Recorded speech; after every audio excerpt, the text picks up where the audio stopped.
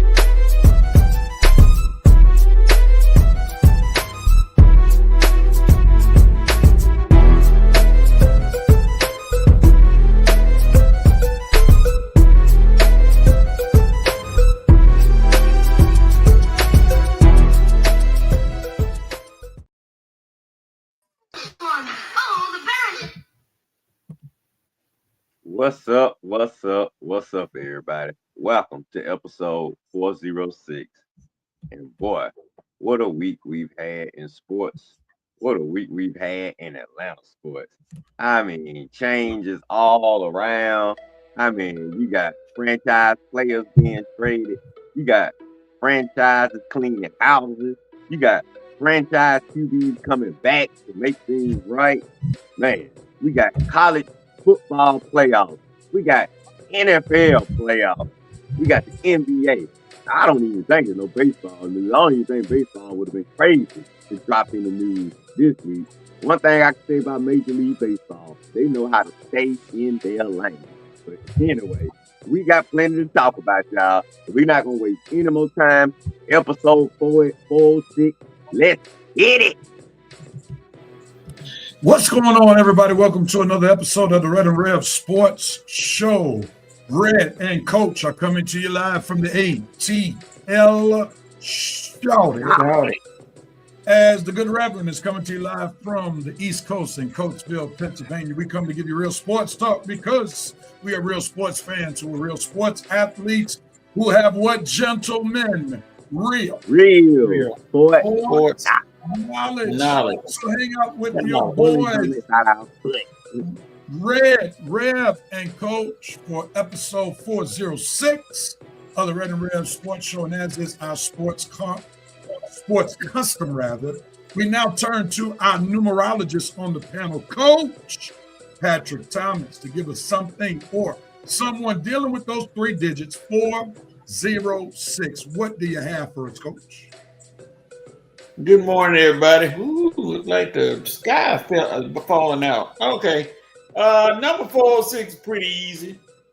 If you go back in the days, I ain't gonna date myself because they date me on the show all the time. But I go back to a time. There's a man, you all know him. If you're a baseball historian, name was Ted Williams. His last batting average, he was the only guy, one of the few guys to hit over 400. And his batting average was actually 406 for the year. He batted over 400, a feat accomplished by nobody. So I got to give it to Ted Williams for batting exactly 406 for the year. And one of the greatest hitters of all time, if not the greatest. Ted Williams, 406. That's our number for today. 406, Ted Williams. All right. I'm missing what Red is doing. Keep it going, Red. Bam. Red giving you applause for Ted Williams. My. All right, Red. What did you like about that tape? That he used 406. He didn't chop it up in half. You used the entire 406 and said, let me see what I can do with that. Oh, Ted Williams batted 406. Perfect. Yeah, that was perfect. I'm saying, sometimes you split it up. You might use the 6 or you might use the 40 and combine them. Our coach just used the whole 406 and it went straight for a batting average. So Coach's number 406 was like his haircut. Hey, man. Hey. Here we go. Oh, Lord. Coach, that was real. Coach, that was a real shot. Come on, Coach. I don't know what to say. My God. But guess what? Coach is so fresh and so clean. He's looking sharp over there. Yeah, I see, man. Say, Coach, who cut you up so I can get to Atlanta quick, fast, and in a hurry? No, this happened in Mississippi. This happened in Mississippi. So what? The SIP cutting like that? Yes, sir. Coach had to go back to the old barbershop, man. Say, I'm back, y'all. Go ahead and give me the usual. Nice, man. Looks good on you. Well, everybody, please like and share episode 406 of the Red and Rev Sports Show. Like and share the haircut. I say Coach, to the congregation, were the guys in the barbershop still playing checkers or chess when you went it up? You know what? These unnecessary shots, I tell you, I just don't understand. I'm going to refrain from any commentary. I'm going to lay out, Coach, but please like and share this broadcast. And as I share with my church family, I never ask you to do something that I am not willing to do. So I am sharing as we speak this episode of the Red and Rev Sports Show. And we got to turn our attention to the nation, one of the best nations in the entire sports universe. We call it the Revanite Nation, and we want to welcome them. Some comments are already in the comments section. Winston, what's going on, bro? He said, chat, smash that like button. Y'all are shared. Joe, what's up, guys? What's up, Joe? Good having you today. The VP is checked in. He said, briefly in the building, ready to slam down Michael Irvin's belt. To begin another fire session of the Red and Red Sports Show. Revanite Nation, rise up and show how those go. The VP gave you a shout out, Coach. Great take from the numerologist. He said, I can't believe it. The VP said one of those superstar barbers from Olive Branch. I don't think it was the Olive Branch. I don't live in Olive Branch. Yeah, Olive Branch is Olive Branch closer. from? Yeah, Olive Branch is closer to Memphis. Most folk who live in Olive Branch kind of spend a lot of time in Memphis. King Atlanta Sporter, what's up, man? Appreciate you. Brother Dana Johnson Sr., near my neck of the woods. What's up, Brother Dana? And the King Atlanta Sporter says Matt Ryan returns. So we see there's some excitement about Matty Ice having some position with the Atlanta Falcons. All right, let's go into the dope, nope, and cope moments that we need to share. Our dope moment, best moment of the week. Nope, what we're still shaking our heads about. Cope, what we're trying to wrestle around. And while we are giving you all our dope, nope, and cope moments, feel free to share yours in the chat, and we want to share those on the screen as you all put them in the comment section. So with that being said, Coach, since you're so fresh and so clean this morning, we're going to start with you, sir. And what are you doping on? I'm doping on the San Antonio Spurs, who seem to find a way to say, hey, Oklahoma City, y'all not alone in this thing. Y'all not going anywhere. Wembanyama continues, even off the bench, scoring triple doubles, which is wild. But hey, he's an alien, so we can't call him anything but an alien. So I'm gonna give it to the San Antonio Spurs for their play over the past week or so. I'm gonna give it to them. Winning. Red, what are you doping on, sir? I am doping on what I want to go with.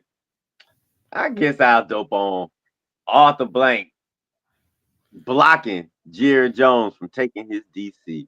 Jerry Jones wanted fired Matt Uberflute, and he said, man, I need a change.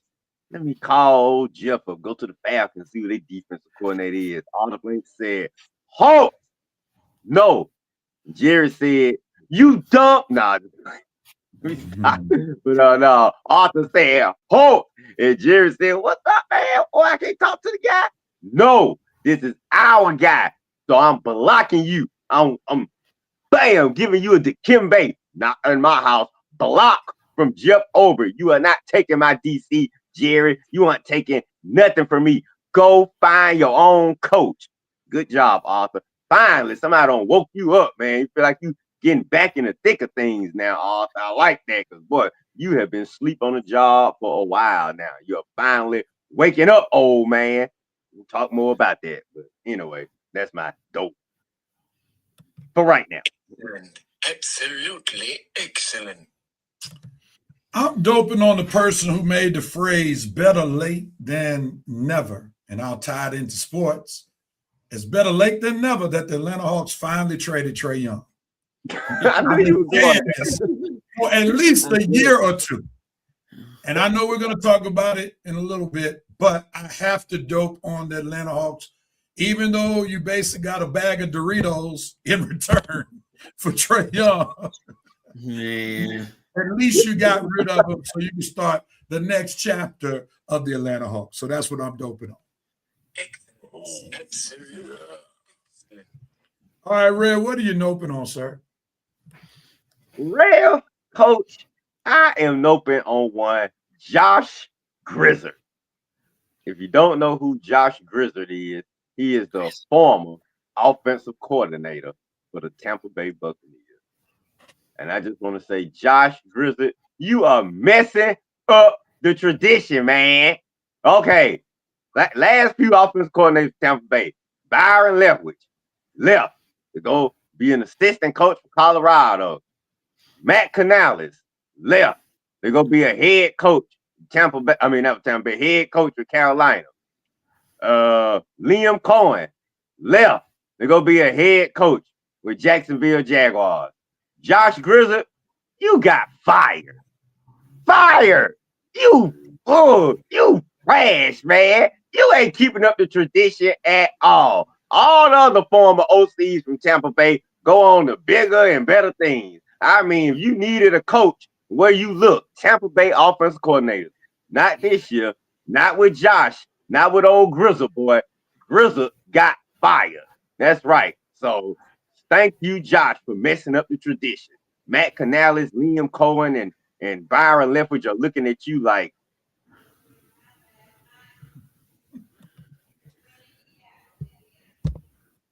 wow. wait, real? No sound effects? Nothing for that? God. I got you. There you go. All right. Thank you. I know this would be one of Coach's dope moments, but I have to give this young man a note. Tyler Lopp. Come on, man. How can you miss a basic chip shot against the Steelers and missed it badly? And you cost Jim Harbaugh his job, but he might be smiling now because I'm sure he'll love to trade in Baltimore for Miami. But anyway, I'm gonna give him my note moment, because even though I'm happy for Mike Tomlin going to the playoffs, get some of the Pittsburgh Steelers fans off his back, but come on, Tyler, you got to do better than that, man. Prime time, send the Baltimore Ravens to the playoffs, send your arch rival home, and you did none of the above. Terrible. Yeah. That was, I forgot about that one. Yeah. Coach. Well, you know, well, I was gonna put Joe Burrow in there for that sack, fall down sack he gave Myles Garrett. I was gonna talk about him laying on the ground, but I'm gonna get off him, and I'm gonna go to the unfortunately, the WNBA still have not reached a collective bargaining agreement. WNBA, last time I heard, they were offering your top player $1 million. $1 million. Now, that's a hefty improvement over what the top player making last season. And I know y'all want more revenue. You want more of this, but $1 million and your lowest player, 200 and some thousand. I ain't saying rush to judgment, but that's an increase. You're getting something. Baby steps. Get those salaries up, then you worry about collecting bargaining. Because if you don't have a season, it's going to be pretty much over for the old ladies if y'all don't have a season. And they're going to go to China, Russia, Ukraine. I don't know where they playing better, everywhere. And find money somewhere else. And the U.S. is going to miss out on another cash cow for the ladies. So WNBA, you better do something quick. His time is running out. Hey, this should have been a topic. I was out there. They about to ruin themselves with their greed. I mean, $1 million for y'all. Are you kidding me? Thinking about where y'all come from, and you need to accept this first. You can do more negotiating down the line, but take this deal. I mean, for you ruin your whole freaking league now. You think if y'all don't have a season, real, I ain't gonna even say that. I'm gonna let them ladies do what they want to do, but they better listen to somebody. I know that. No doubt about it. Let me start this cope moment. I'm coping with the fact that the Atlanta Falcons fans are talking more about coaching and GM changes than a playoff game this weekend. And coming into the season, they were supposed to be talking playoff. All things were in place, but they're talking about coaching and GM changes rather than playoff. And if anybody is wondering why Raheem Morris is no longer employed by the Atlanta Falcons, it's simply because the fans are engaging in the wrong conversation this time of year. They should be talking about at least a wild card matchup or a home field matchup against some playoff team, but rather they're looking towards the future when they should have been playing in the present. Yeah. All right. Coach, what are you coping with? I'm coping with one who's always in the news for the wrong reason. One Jerry Jones, who said, and I quote, "Before I leave, I'm going to be the owner that has won the most Super Bowls." Jerry, you're 83 years old, sir. I'm not going to talk about your age or your possible loss of common sense. But Belichick got 6. I mean, not Belichick. The owner Kraft got 6. You got 3. Do you really think you're gonna get 3 in the next few years, Jerry? I mean, seriously, do you really think that's gonna happen? And you get on TV, and the reporters probably looked at you like you had 3 heads, and said, "Did he just say what I thought?" Yeah, he said it. And y'all had to actually listen to that, Jerry. Do everybody a favor. You gonna go to the Hall of Fame as an owner. Retire. We already did, Coach. Red, close this segment out with your Colt moment, then we're coming to the Revenant Nation. Okay. I'll be quick because it's gonna be quick. Not me, not any of us, but Winston and his Oregon Ducks gonna have to cope with another year, another good season ends in God, Lord have mercy. I ain't think we were gonna end it like that though, but man, Indiana dropped in a 50 burger on the Oregon Ducks. I told you guys these guys were nothing but ducktails.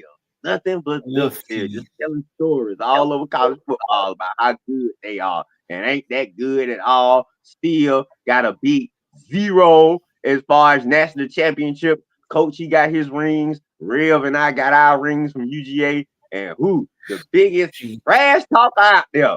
Winston Thornton. Still waiting for a ring, baby. That's right, Winston. Sorry your duck got blown out, baby. I mean, Indiana, you let a basketball team come into the college playoffs and beat you. Oh, my God. Coach, what we going to do with Winston, man? I hope you're not going to be talking trash next college football season, Winston, because I promise you, me, Coach, and Rev, we're going to be coming for you now. We're not going to let you off the hook. Not when your Oregon Ducks keep getting these donuts come playoff time and you talking about our team. Talking about USC, talking about the Bulldogs, talking about everybody college football team, and your team got a big, big donut in the ring department. So that's what you got to cope with, Winston, all off season. And I know you watching, I know you listening. So that's my message to you, buddy. Have a good day. Winston, don't respond. Don't respond. Don't respond, please. Don't. Just got to take this one, baby. Just nod your head. Let's go to Revenant Nation, see what they're talking about real quickly with all that has transpired. And gentlemen, I want to call a quick audible with some of the stuff that we have, if you don't mind, and I'll talk about it in just a moment. Let's go. See what we're talking about. VP Dobin on. Beck not buckling to the moment. He calmly let his team spot in the Natty game. Beck didn't bet. Yep. UJ fans salty AF. Here we are. Joe Black, Dobin off the blink, wasting no time in cleaning house. He didn't let the 4-game win streak trick him. Facts. What's up with you, April Thomas? Glad to have you. Thanks for tuning in. What's up, Ron? Winston is doping on Matt Ryan being named as president of football for my Atlanta Falcons, and we'll come back to that in just a second. What's up, Big Ho from the Sports Round Table on Wednesday nights? He's doping on Matt Ryan having a forgiving heart to become team president. What did he have to forgive him for? He was trash by the time they got rid of him. No, I'm just nope. Don't want AD in Atlanta. Coach, we haven't heard from Acuna yet, and he's over in Venezuela. Safe. Wow. Yeah. Winston open on that show in my duck. Yes. Hey, man, that's mad props right there where you can take it on the chin and acknowledge what happened. That's dope. You're noping on that, but I'm a dope on you not showing up and saying what you did. That shows sports character. Joe Black said, nope, the Hawks couldn't even get a name brand bag of chips.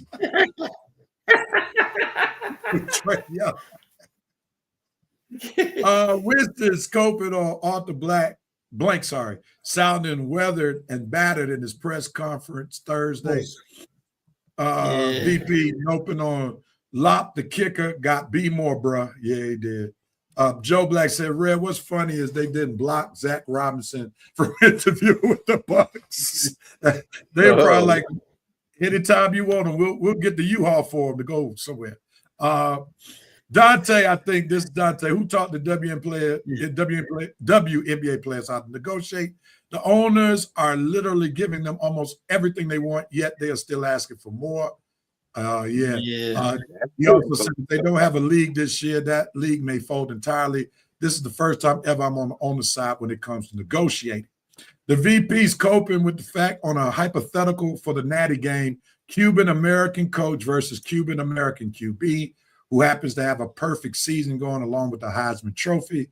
Natty game being in Miami, families and friends wanting to come out and support their lineage, and ICE may put a damper on things and stop them. We're living in the end days. Pray for and that's a great political point that we have to definitely consider. If that does happen, that maybe Florida will start voting with wisdom rather than out of stupidity. And I'll just leave it right there. Joe Black Copen, it's the annual reminder that the Rooney Rule is a joke. Atlanta interviewing Anthony Weaver and 3/4 teams interviewing DeJounte Morris. That's Raheem Cruz. The rule is not being used in the right spirit. Bro Dayton said he's already there in the Hall of Fame. He basically brided his way in. VP said India could have trolled them Ducks by playing the DuckTales theme. Life is like a hurricane here in Duckburg. Wow. Winston said, yeah, I know Good and John Brown well. Red ain't trying to shoot shots. Bro, I'll cook you on your own show. Slow down, Skipper, before you run off the road. Wait a minute, go back to that. Real, go back to that other point. No, before that one. What did that one say? Indiana could have trolled them Ducks by playing DuckTales theme. Yeah. What do you say? Life is like a hurricane in Duckburg, yeah. Johnny Rossa. Did we tell you not to respond? Thank you. All right, gentlemen. Now, since we're an Atlanta-based show, I got to move some topics up. And, Coach, you could just use wisdom to take what top – you could move to college football finals and review to 5 for 5, if you don't mind. Because we are – I mean, it's very rare where Atlanta gets real headlines. You know what I'm saying? Does that make sense? Yes, so let's put a little bit more attention on the Atlanta Falcons transition. And we know the transition is from Raheem Morris and Terry Fontenot to a coach and a GM to be named later. All right?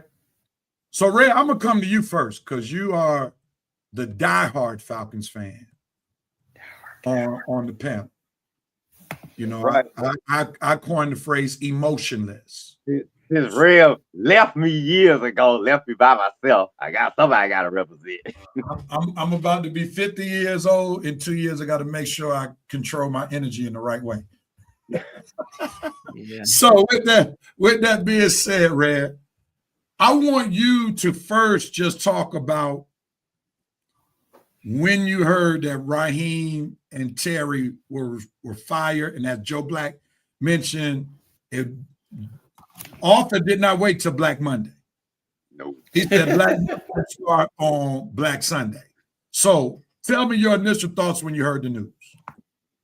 Well, Rev, I think I was probably watching the Pittsburgh and Baltimore game, just, relaxing, waiting for the news to drop like it was waiting for news to drop like everybody else, but everybody was anticipating nothing was going to happen until Black Monday. And I'm talking about just NFL news. I wasn't even anticipating Falcon news because everybody had already convinced themselves that it was a good possibility that Raheem was possibly coming back. You heard reports, and then listening to how fans were explaining it, some of the explanations were making sense. There's the reason why you would bring them back. You don't have a first round draft pick this season. He did win out. He did finish the season on a positive note. You could talk about injury excuses or whatnot. Now, believe me, trust in me, none of these was good reasons to me the excuses. I mean, like I said, if Arthur wanted to make a move, I would have supported it. So make a move, he did.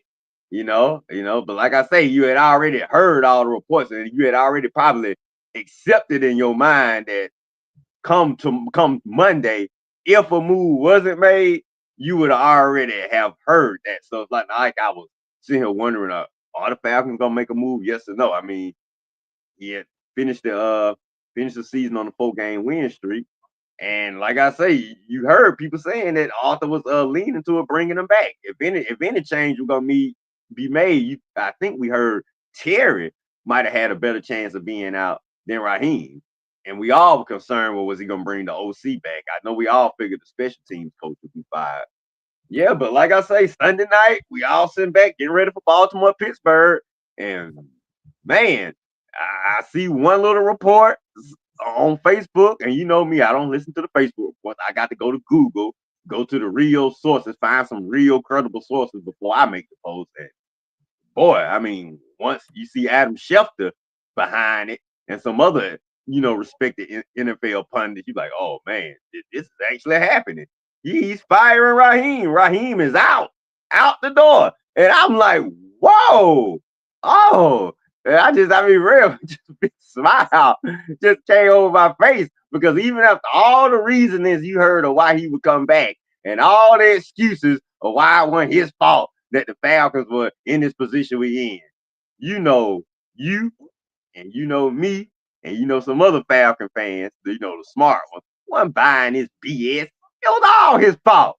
Yes, he should have gone. Falcons were going nowhere with this silly car salesman, politician of a coach. Yes, Raheem, I know you good guy. Everybody in the locker room likes you. You're a charming guy. Yeah, I know. That's right. That's why you got to be that way, because you are a horrible coach. You understand? Your coaching sucks. So I'm glad you're good at something. I'm glad you're a good guy. I'm glad you're charismatic. I'm glad you're a charmer. You remind yourself of me, except for one thing. I actually do my job. You don't. Okay? So, you know what I'm saying? When I'm at UPS in my work, I am one of the top people in the building that folks can trust. You know what I'm saying? Folks know in UPS, Red does his job. That's why they got me in the same spot I've been in for a while. They've had others in the spot and it didn't work out. They put me all the way in the air belt dealing with another cool spot. I ain't have to have no drama. But no, they bought me back from that area back to the other area because they know, Red, we got to have you right here.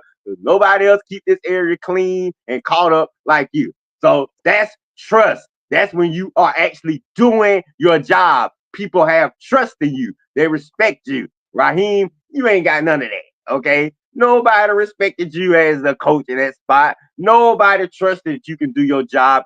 Everybody and their mama wanted you gone, okay? And gone, finally, Mr. Blank woke up and started listening to the fans. I'm starting to think, Arthur Blank, maybe you are online listening to some of these Falcon content creators.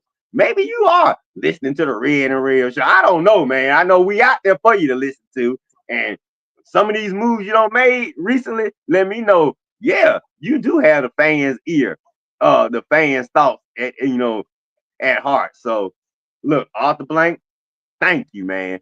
Thank you for finally waking up out of your hibernation. You got rid of Raheem. Terry, yeah, I know he had some good drafts last year, maybe two, but dude, your entire tenure started off crazy, okay? You don't start your tenure off by drafting the tight end, and then your subsequent drafts after that really bought anything, nothing of excellence, okay? Yeah, you got Tyler Algier in the 5th round. Yeah, and then what did you do after that? You went and go drafted another running back in the 1st round after you found a running back in the 5th round. You let Jalen Carter get away, and what's the defense missing now, Rev? A big defensive tackle in the middle. We already had a 1,000-yard running back, but like I say, Terry, you made some good moves. You made some questionable moves. More questionable than good, which is why you out too. And Rich McKay. I know you thought your job was secure. Well, overall in Arthur Blank's operations, your job is secure. But we talking about running football, and that Rich has passed you by. You don't make good decisions no more. Even when you sit back, not even in charge, you still making bad decisions. So you had to go through Rich McKay. Arthur Blank decided to clean house, move the trash out, take the trash out, and let's bring some clean folks up in here. Bye bye, Raheem. Bye bye, Terry. And bye bye, Rich. This awful era and awful tenure of Falcon football is finally over. We got a new Rev. I'm supposed to talk about the new guy we hired, or you just wanted my thoughts on the fire? No, you can go ahead. Go ahead. Okay. Well, we got a new guy in charge now, and that's former quarterback, all pro, possibly Hall of Fame quarterback, Matt Ryan. Now, my thoughts on that is I'm a little conflicted. I'm not as super happy as a lot of Falcon fans out here. I heard somebody say, "Oh, I'm happy. Arthur Blank's bringing Matt Ryan back." Yeah, well, my thing about that is I got to see. Do I think Matt Ryan has football knowledge? Sure. Do I think Matt Ryan possibly know what moves need to be made to have a good football team in place? Possibly. Does Matt Ryan have experience doing this? No. Will he be learning on the job? Yes. These are things you have to take in consideration. Yes, I believe he has the knowledge. Yes, I believe he could possibly do a good job. Am I going to guarantee that? No. Could he possibly make mistakes? Yes. But like I say, that's the direction we're going.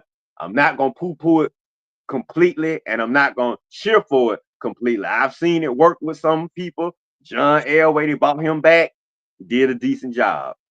Dan Marino, they bought him back. He didn't even last a week. John Lynch, they bought him back to another team. I mean, but former player with credentials. He's doing a solid job in San Francisco. Matt Millen, they bought him in Detroit. He was god awful.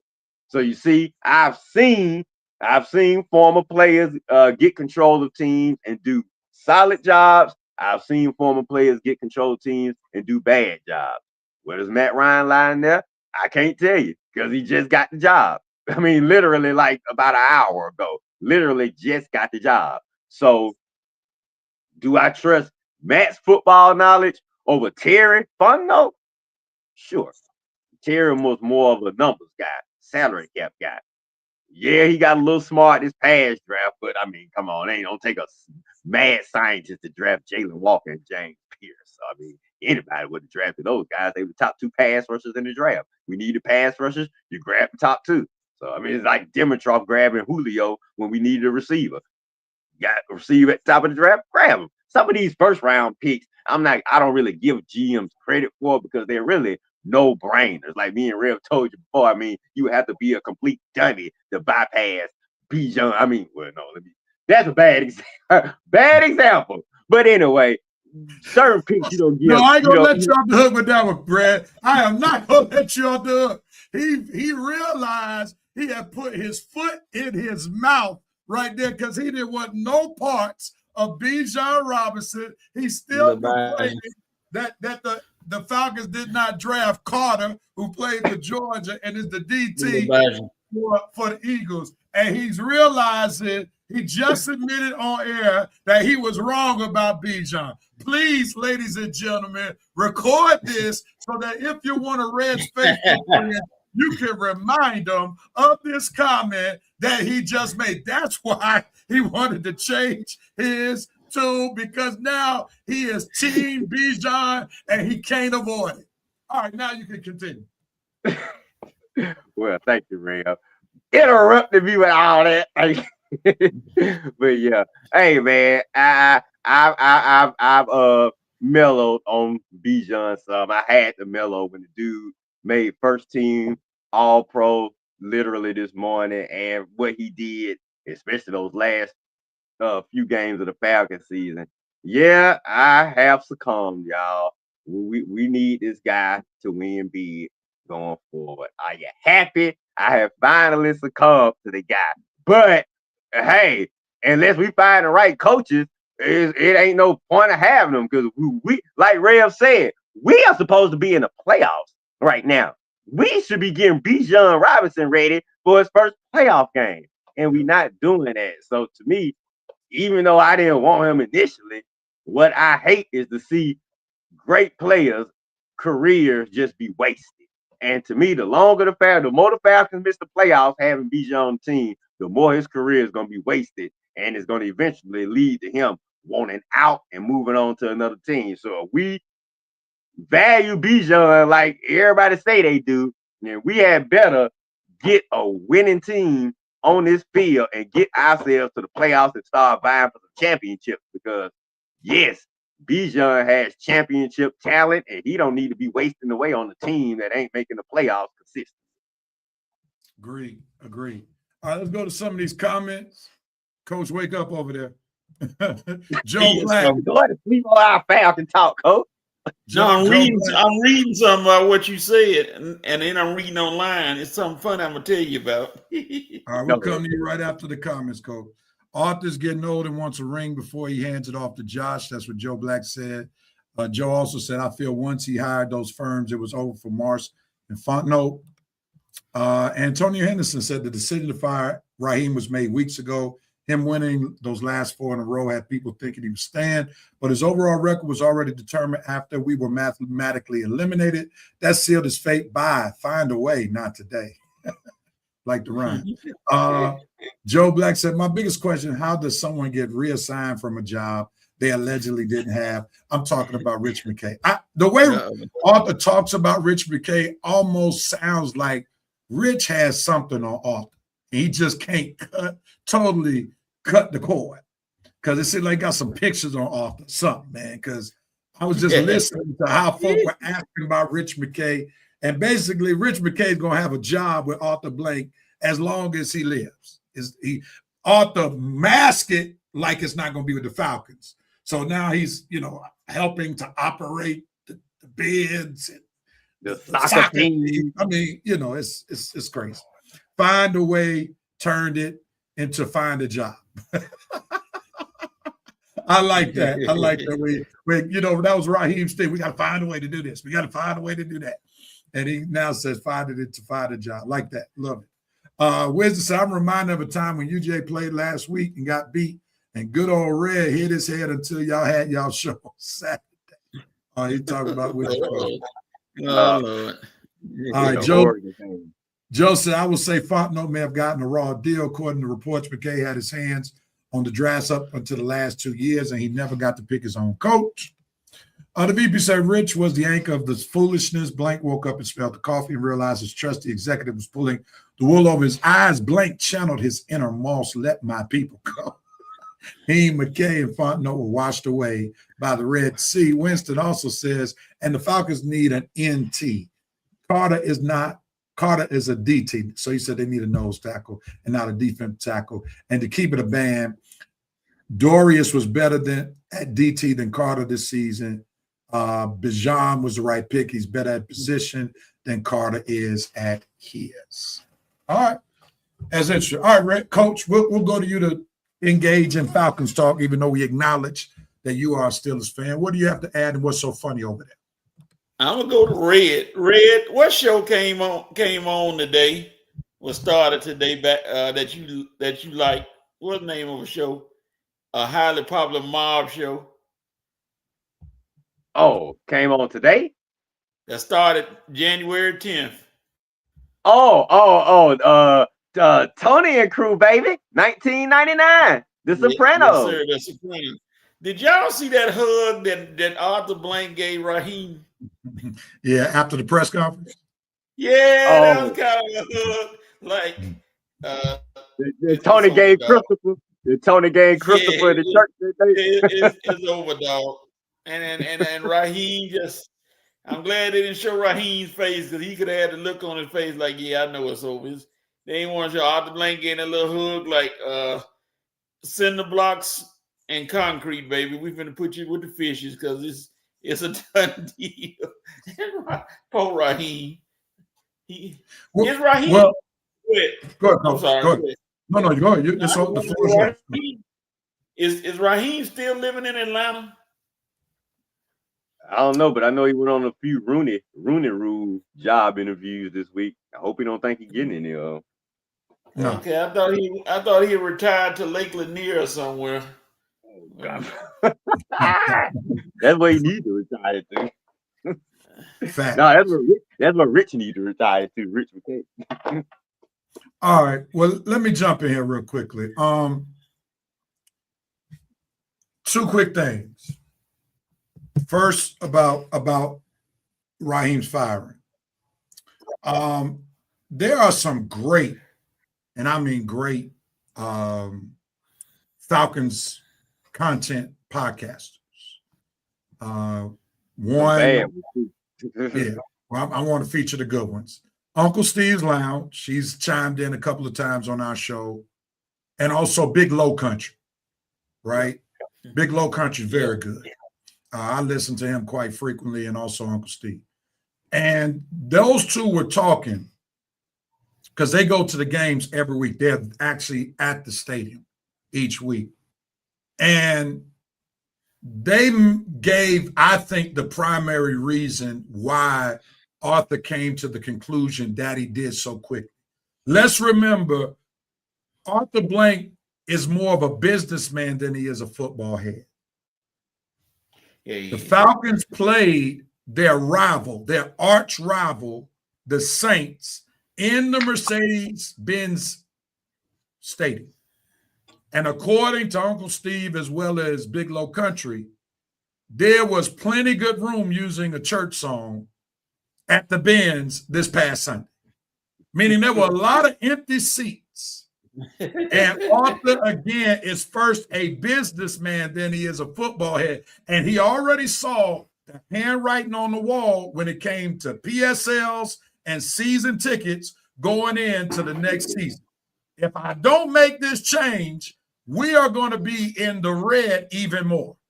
So I think Arthur Blank had to think with his pockets more than his heart, because I think there was a slight chance that Raheem was coming back. But when he saw the attendance and he saw there was no buzz, obviously picking back up on that 4-game win streak, people could care less about it. They didn't come to the stadium to come see it. He realized the handwriting was on the wall. At least Raheem Morris had to go, and Fontenot became a casualty, I think, because the quarterback situation is still in question. And that's where he messed up, signing a hurt quarterback, then drafting a hurt quarterback, and there has been no sign of a solid quarterback leading the way. The second thing I want to say is I want to ask Red his opinion about this. Now, you made it clear that you kind of in the middle zone, if you will, when it comes to the hiring of Matt Ryan. Oh, yeah. One of the issues I have with his hiring, I don't know what that's in the background. Yeah, Coach, you got some noise in the background going on. I question if it's a good idea to hire Matt Ryan if he's not going to give up his football analyst job. Because it seems like he's trying to be Tom Brady. And it looks like he has more responsibility than Tom Brady. And even though, his games are mainly on Sunday, there's preparation that has to take place before Sunday.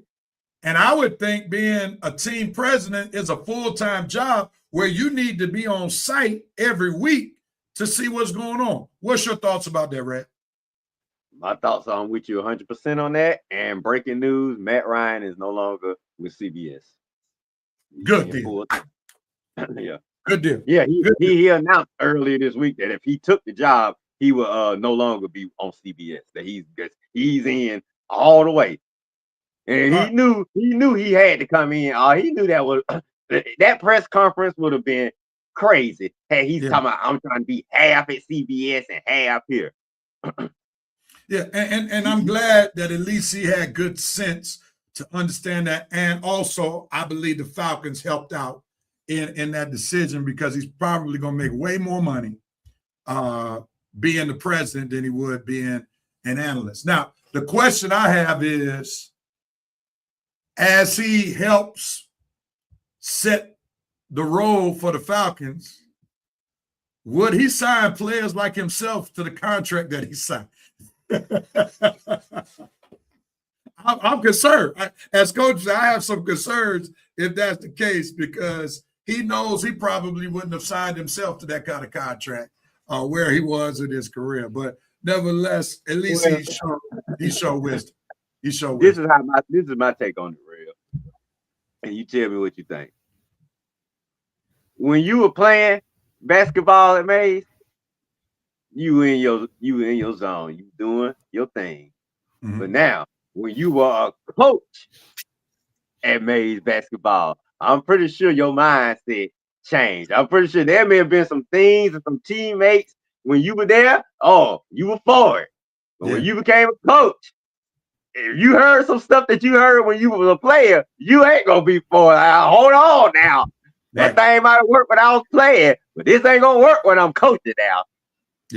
Yeah, facts. That's totally facts. So when you're a player versus management, different mindsets, different focuses. Yeah. So that's real talk. Winston said, if was Josh Blank hug that gave Radio Rob that told him he was out. Josh looked at him like he was sick of him. He couldn't get him out. Hey, I gotta see that hug, Winston. Hey, find the video of that hug, Winston, and post it. I want to see that one. I ain't see the Josh hug. Antonio say he hugged Raheem like them old ladies that be beefing at church because they don't like each other's church. Oh, that's funny. Joe said, if Chicago wins today, look for LaFleur to move to the top of our coaching list. It's a possibility. VP, I'm out, fellas. Have a great show. I'm leaving the orders to cue the Lunas. Appreciate you, man. The orders have been given. Yes, sir. Hey, without you, Vince. So basically, to sum it all up, you said Arthur Blank is a businessman. So I guess he didn't see any BBLs in the PSLs. So he told Raheem, you SOL. It's a big word. That's a good one. Well, I knew Coach get on that la-la mode again. Yeah, that was a good one, Coach. That was a good one. All right, so Red, let's come to you, and then we're going to switch gears real quickly to the other big Atlanta story. So who is your top pick as of today for the head coaching job? Okay, you want top pick or just a few picks that I would accept? We got time for the top pick. Okay, well, my top pick, and I know you don't agree with this, but I know you like guys with experience, but I'm just going on what I think the direction they're going. My top pick would be Clint Kubiak, offensive coordinator for Seattle Seahawks. And tell us why. Number one, comes from a great offensive family. His dad was trained by one of the best offensive minds in the game, Mike Shanahan, which made Gary Kubiak become one of the best offensive mind in the game. When Gary Kubiak just sent that knowledge down to his son, Clint Kubiak, and he's been putting his knowledge on. He put it on the Saints last year. Now he got it on the Seahawks this year with Sam Darnold. I mean, good Lord, the man got Sam Darnold winning 14 games. Don't turn that Ohio State receiver into one of the best receivers in the game. I believe Clint Kubiak brings a host of offensive knowledge, and we trying to turn our offense around. I can't think of another offensive guy out there that I probably would want. Young, energetic offensive guy that I want besides him. Now, if you were gonna go for. Now I'm saying this right now. Stay there with Kubiak. Let me play devil's advocate real quick. Do you think that we've only seen a small sample size of Kubiak? Well, OC with the Saints last year, OC with the Seahawks this year, some offensive assistant jobs before that. Maybe. You can say that. I mean, how long you think he should have did it? Maybe 3 or 4 years on the job. But Rev, I mean, once these guys show that they got it, these teams gonna hire him right away. They probably ain't gonna let him stay on it. Like Ben Johnson. How long did Ben Johnson stay with the Lions? What, 2, Well, 3 he was years? there for about 3 years. He was about there for about 3 years. Yeah, he could have left that second year, but he came back. Yeah, and so my biggest concern is with the Falcons and Falcons fans like yourself. Why would you want to keep doing the same thing you've been doing that has not worked yet? You get the hot coordinator, and then what? It hasn't worked long term. The biggest goal for the Falcons, I believe, is to be relevant again. That's number one. Let's stop talking Super Bowl. You ain't been to the playoffs in 8 years. So number one is to be relevant. Number two, have a winning record. Number three, get to the playoffs. Kubiak does not have the experience for us to believe that can happen overnight. Okay? You got a coach, and you know my opinion, that's already done it in 2 different places. Is already a Super Bowl winner in Mike McCarthy. Again, let's stop talking Super Bowl. Let's talk about being relevant, winning record, and make the playoffs. Mike McCarthy done it twice in 2 different places. He might be old now, but he's you all right. Aren't you concerned about the quarterback, Red, position? Yeah. All right, this man has basically made 2 Hall of Famers in Rodgers and just recently Dak Prescott. So why are we overlooking someone like Mike McCarthy where he's already seasoned, already knows what he's doing, and made the Cowboys relevant in a toxic environment? It can't get no better than that. So that's the just biggest thing I have. Like, Falcons fan, don't set yourself up to get another hot coordinator who has not shown that they can run a team. Well, Rev, that's initially my problem. I mean, I have some other choices because right now, number one, first of all, I don't think Mike McCarthy is on the Falcons' radar. If he is, then hey, I would add him to my list. But I just don't think he's on the Falcons' radar. Why wouldn't he be? I couldn't tell you, man. Cause like you say, the Falcons like to hire new guys. They don't like to retreads for some reason. But they did one with Dan Reeves, and you see what they got. But that wasn't Arthur Blank though. You see, he fired Dan Reeves. Yeah, he fired Dan Reeves and brought in a new guy. And Dan Reeves has had just as much success as his best guy on his regime, and that was Dan Quinn. And then wound up firing him 2 years later. Well, personally, I think Mike Smith was his best hire. But, and that lasted, what, 4 or 5 years? That lasted 7 years. 7. Okay. All right. Remember, he won his first 5 years. Now, I'll tell you that. Go ahead. Finish. If Green Bay loses tonight and they move on from LaFleur, then he will go up to the top of my list. See, I didn't put him at the top of my list because he's not available officially right now. But if Green Bay moved on from LaFleur, he will be at the top of my list. And I got 2 more guys. I got Cliff Kingsbury. He's had head coaching experience before.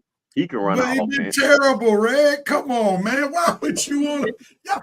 Y'all are glutton for pain. You Falcons fans are glutton for pain. He's a hot shit. Well, Rev, ain't that many guys out there to get. That's what I'm saying. There are some guys who proven. Who? Mike McCarthy. Proven. They not looking at McCarthy.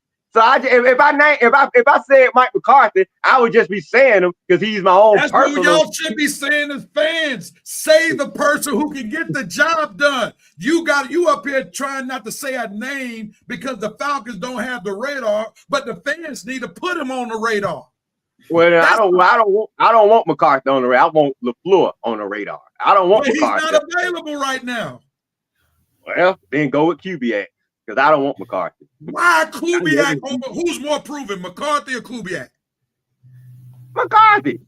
But I want the young guy. And I don't want who do you know can get the team to be relevant? Kubiak or McCarthy? maybe McCarthy. I don't know for a fact. Maybe he did it in Green Bay. He did it in Dallas. Don't do that like you did Bijan. Come on, man. I'm not gonna let you do that. We know that 2 for 2, he made his teams relevant. That's not fictional. That's factual. Well, he won in Green Bay. He didn't win anything in Dallas. Over a guy. Yeah, he didn't win anything in Dallas. He only won 12 games 3 times. Now, if you come over here and win, what would you rather have? 2 8-9, 7-10 seasons, or 12-5 seasons? I want Clint Kubiak, who got 14 wins. You a question with records. Since you brought it up, what record would you rather have? 12-5. 12-4, but I don't want McCarthy. So I'm not going to act like I want. That's my problem with you Falcons fans. You want to get this one-hit wonder who ain't proven, but one season he can call plays. Because last year, what were we talking about the Saints being this juggernaut of an offense? I don't think so. Absolutely not. He gets Sam Darnold for 1 year, and we want to take him over a proven commodity. No, I don't want. I want LaFleur if he's available. But we're talking about who's available, and right now it is. I'm not going to say shocking, but to me it's bad when you want a one-hit wonder, and you've already had a history of getting these coordinators who have not proven anything, and that's led to 8 straight years of not being in the playoffs. If the Falcons say they were going defensive, then I would go Robert Saleh with Mike McDaniel, but they're not going defensive. That wouldn't make sense. Robert Saleh doesn't have the head coaching resume as Mike McCarthy. Well, it seems like you focus on. Well, Mike McCarthy ain't coming here, Ray. So we can start talk it up, but I don't think he's coming here. But my point is, the Falcons you want me to talk it up. You want me to talk it up so he can get here. Falcons fans need to talk up what works, what's proven. We'll see. I'll tell you what. I'll put out Mike McCarthy, and I'll see who bites on it. Here's the problem: the Falcons are partly ringless because of the fans. Y'all not having the right conversations. Okay. Y'all don't put pressure on management.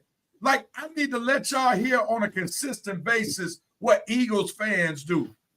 Granted, it took 40-some-odd years for it to happen, but they put constant pressure on management, and management is always concerned about what the fans are saying.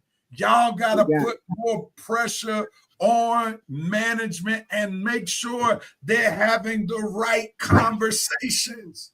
And right now, y'all ain't having the right conversation. So it's obvious. I'm not going to change your mind. You're not going to change my mind. So we'll move on. But y'all setting yourselves up for the same thing. Horace said, number 1 is to establish who your QB is. Number 2, winning way. Number 3, be consistent. Winston said, Kubiak head coach, McDaniels OC, Ulbrich DC, and Matt Ryan in the role of captain. Now, if Daniel comes, he's not gonna bring McDaniels as his OC. Exactly. That's most up to. If Kubiak comes, he's the OC. Stop putting McDaniels with these other OC. Kubiak is his own OC. McDaniels, if McDaniels come, he'll be coming with a defensive guy. There you go. Smith available. What? Antonio Henderson. Antonio Henderson said Arthur Blank made a statement when he spoke on the fans at his presser. He said he appreciated the fans' knowledge and wisdom, so trust the organization is definitely listening to you guys. So keep doing the great job you do because you're reaching the right ears. All right. Joe Black said, my picks are LaFleur, Kubiak, and Mike McCarthy. LaFleur. Get all 3 of them. Yeah. All right. I got to get ready to go, but I wanted to chime in on this. Another story. Trae Young traded to the Wizards. We know he was traded to the Wizards for an expiring contract, the expiring contract of C.J. McCollum, as well as a sharpshooter who was out of the rotation for the Wizards, Kispert,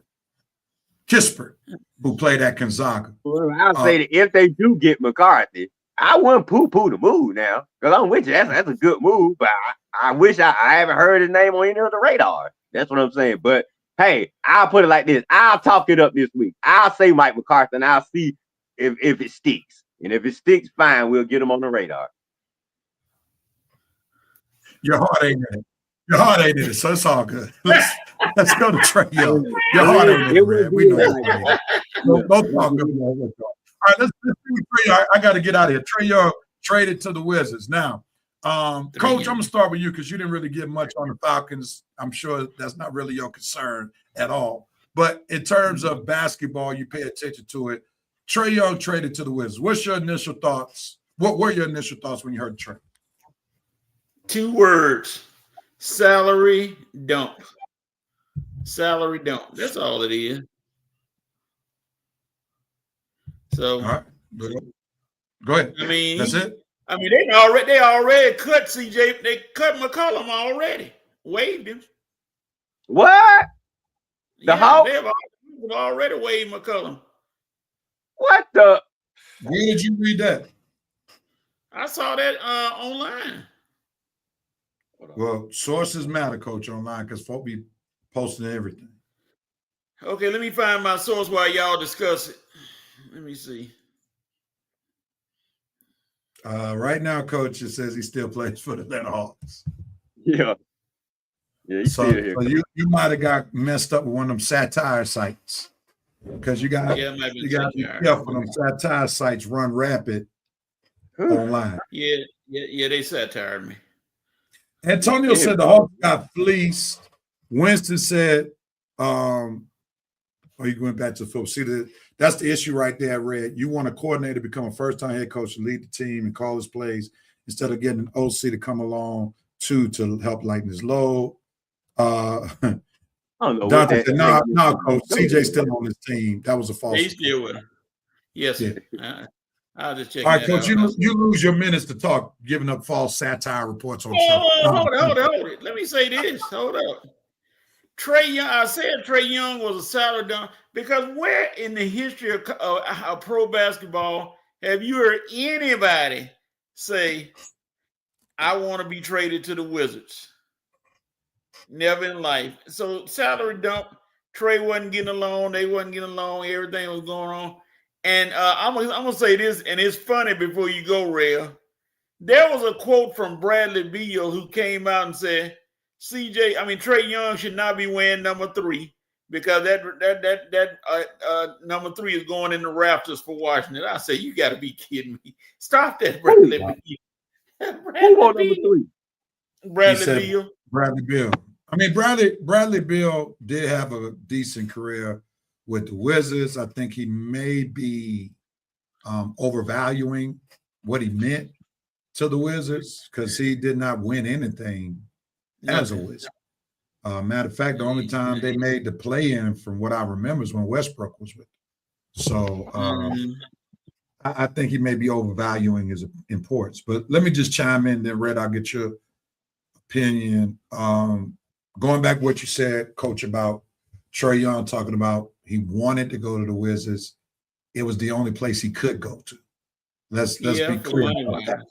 Yeah. Because nobody else wanted him. Nobody else moved basketball heaven and earth to receive him. The Hawks, by what they got in return, with absolutely no draft picks for a guy who's a 4-time All-Star and who led the team to the Eastern Conference Final, and they could not even get a draft pick, a second-round draft pick at that. That lets you know there was no market for Trae Young. That's number one. Number two is obviously this move was made for an additional move. And there were reports, and I think y'all talked about AD, but that's going to have to be shelved because it looks like AD's out for the rest of the year. Thank you. Oh, my God. Auntie, what were you thinking, man? Hey, Real, it's to the point we may need to let him make this move so I can roast the crap out of him. And Hawks fans telling me, oh, we got a new GM. he's the man now. Now if he thinking about bringing AD over here, he ain't. Yeah. He already traded Trey away for nothing, and then you gonna bring an injury-prone AD over here for? I would have roasted this clown. And on top of it, what would have made it worse was that we already know the state of AD's health, and then you got to tack on 2 years in addition to this year. You had 59 million, I think, 1 year, and the second year is like 62 million. Why don't AD just retire, man? Dude, do you understand? You are not helping a team. I know you want your money. Okay, that's the only thing, because dude, that is the only thing you playing for is get your money, because you ain't helping the team at all. You don't wear high top. You wear these low cut sneakers every game. You too big. You need to be wearing some high top sneakers, and you just out there falling all on the ground on the court every 5 minutes, knowing you an injury prone, bone brittle little Mr. Glass player. And I'm just like, dude, just give it up, man. Why you keep holding these teams hostages for these money that you're not helping them? You're not gonna win again, man. It was a miracle you stayed healthy in the bubble for us to get a championship. And you see, we never got another one. Yeah, for sure. Sure. Yeah. So it looks like the Hawks are going to be saved from themselves with this potential AD trade. So that's a plus, and maybe they'll turn their attention to somebody else who is relevant. Now, Red, I'll come back to you real quickly. Yeah, because I'm gonna tell you 2 names I heard. Okay. Do you think Jalen Johnson can be the lead guy on a championship team? Coach, I hear you laughing over there.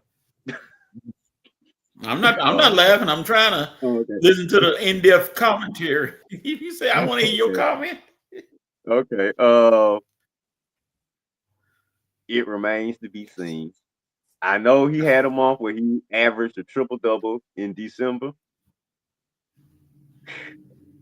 His defense leaves a lot to be desired.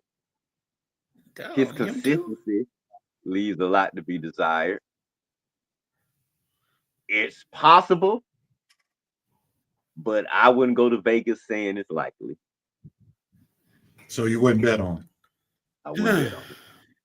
And I would probably go along with you, not necessarily for the same reasons that you mentioned, but on most teams, your lead guy has to be the vocal guy on most teams. And vocally, I don't see him as a leader, right? And that's where you need the whole Steph Curry, Kevin Durant dynamic. You know, folks say KD was the best player on the team, but Steph was the leader.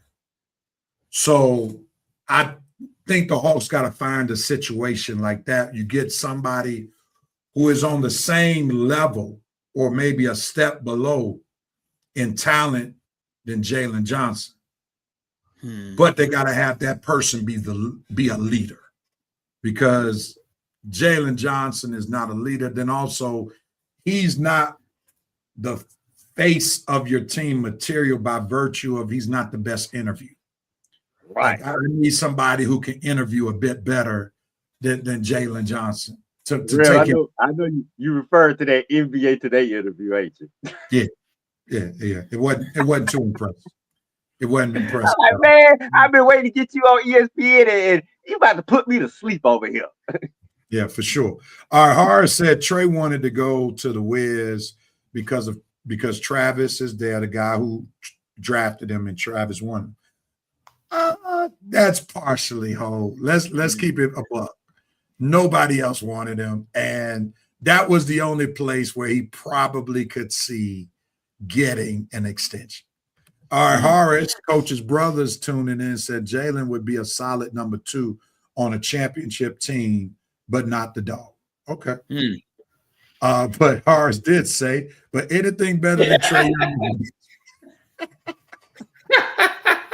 We definitely agree. Rev, I would put Jalen Johnson in the Aaron Gordon He's not vocal enough to be a leader, but he could contribute to the team, but you don't want him as the number one. He not the because you remember when Aaron Gordon was in Orlando, he wasn't winning nothing. He had to go to a team that had a couple of other players, but he don't have to talk that much. All Aaron Gordon got to do is come on the court and play ball. Come on the court, give him dunks, play ball. He ain't got to worry about sitting at the press conference after the game. You know, the man don't let his hair grow out. He can look as rough and as crazy as he want to do. You ain't the man in Denver. You just a contributor. And that's what I think. I think Jalen Johnson is more that than the top dog on the team. I would say that's a decent analogy. While I would say Jalen Johnson skill-wise is better overall than Aaron Gordon. Like offensively, Jalen has way better skills offensively. But the Aaron Gordon playing for the Magic, I get that. I would just say Jalen's a bit better offensively than Aaron Gordon was. But you're not far off on that analogy, for sure. All right, gentlemen. Well, thanks for indulging my audibles. I got to get ready to do some other sports work. Coach, I'll let you take it into halftime the way you want to do it, and look forward to being with y'all next week. All right. Well, that's our show, everybody. We'll see y'all next. All right, man. Y'all hold down the rest of the show. Peace out. All right. All right, Real. All right, yeah. Might as well roll into halftime because when we come back, we're gonna be talking about the Indiana Oregon debacle. Debacle, that's a big word for the day, debacle. Yeah. And then we're gonna go into the pros. We got some games today, and then we really got to pick all the pro games because they all over the weekend. So let me find our halftime music really quickly, and when we come back, we're gonna do 5 for 5, and we're gonna roll right on through, y'all. That was part 1. Part 2 is coming. So don't touch that dial.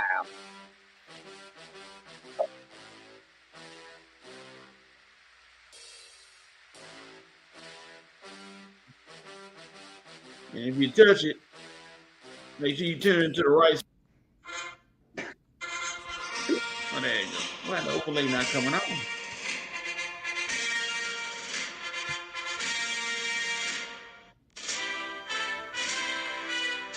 Uh-oh.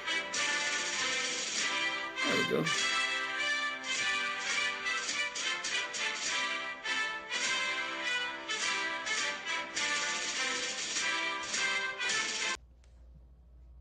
I don't know where that music came from.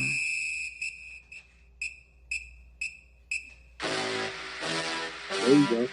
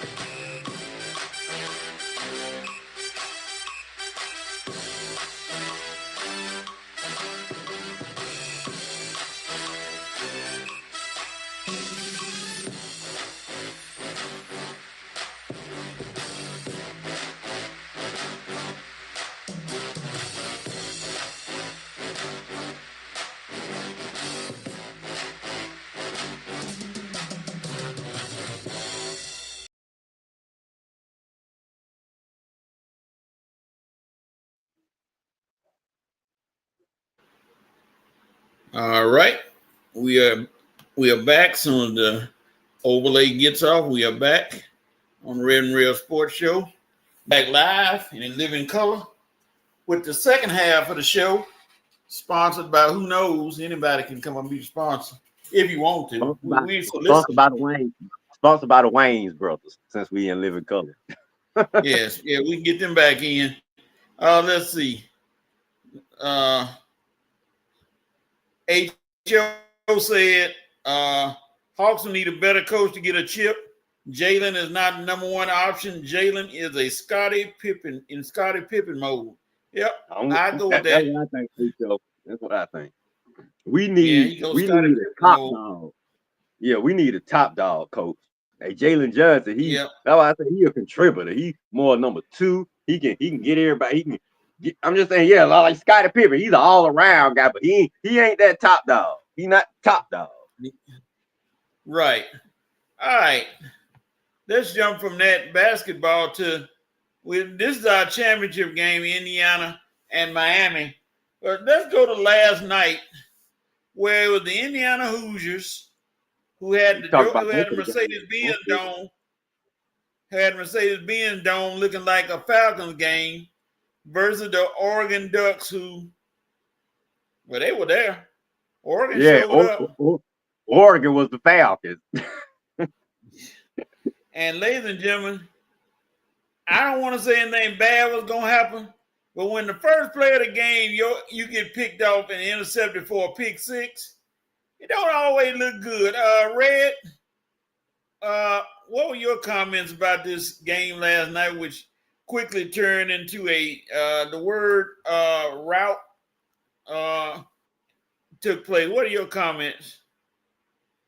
Yeah, you got it right, Coach. Turned into a route, turned into a joke, turned into just something of comical proportions right here, man. Man, I ain't know we were looking at a movie or what, man. I thought it was a Necessary Roughness sequel or something. You remember that Necessary Roughness? Yeah. Oh man, yeah, man. Like you say, Dante Moore started off with a bad pass, and it got picked off. Now to be fair, you were in your own territory. It ain't like you picked it off and ran it 80 or 90 yards. So, but like I say, bad pass in your own territory. And like I said, and then like you say, y'all came back, tied it up at 7-7. But after that, whew, it was over. I mean, Oregon went up 14-7, and then you turn it over again, I think. Again, and then give them a short field, and then it go up 21-7. Then I blink my eye, it's 28-7. I'm at work, I go to the restroom, sort a couple of more packages, it's 35-7. I mean, it's like, man, every time I blink my eye, they scored a touchdown after they went up 14-7. And I don't think Oregon scored again until it was like 42-15.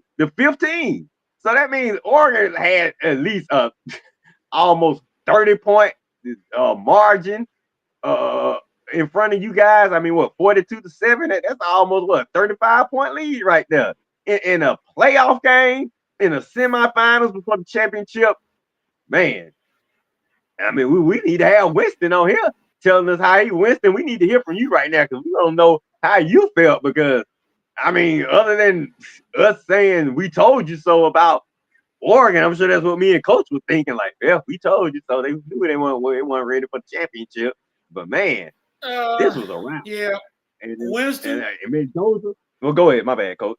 Yeah, Winston, if you're out there and you're still on, would you like to come on the show and discuss your team performance last night, or you want to stay incognito and just say it was just a bad performance? I mean, come on, Winston. Yeah, come on. Winston, not here. Come on. Get on up here and join my show. He out there. I know. Yeah, he just made a comment. He said drop the link, and I'm gonna drop it too. And he said you should stop blinking, Red, with your bad luck happening. But don't try to blame me, man. Don't blame me. Hey, if y'all had a won, I would cheer y'all to beat my ass. But man, I didn't know it was gonna be a route like that. I thought it was gonna be a good game, to be honest. Listening to you said y'all made the changes you need. We'll talk about it. Get them on here. We'll talk about it on the show, Wednesday. Go ahead and drop the link, Coach. All right, Winston, I just sent you the link, and whenever you can pop on, we'll bring you in, and the floor is yours, my brother. You get to discuss your team performance last night, and I didn't expect it, but I just didn't think that Dante Moore. Now, somebody said that this change his draft status. I said no, it doesn't. They just had a bad game. I don't think it changed his draft status because he's gonna be the number 2. But unfortunately for him, just like they've been saying, if he's the number 2 quarterback picked and the Jets are on the clock, I would say, heck no, I'm going back to school. I'm not going to the Jets and have my career suffer. I don't think so. I don't know if you want to take that chance. Because the Jets are in free fall mode for whatever reason. And any Jets fans out there, I feel sorry for y'all for the next few years, but hey, it's not looking pretty for y'all. So Falcons, we couldn't even win against. That's what I'm saying. We lost to them. Had we beat them, we would have been in the playoffs right now. God, man. That's why you out of here, Raheem, because you couldn't even beat the sorry old Jets.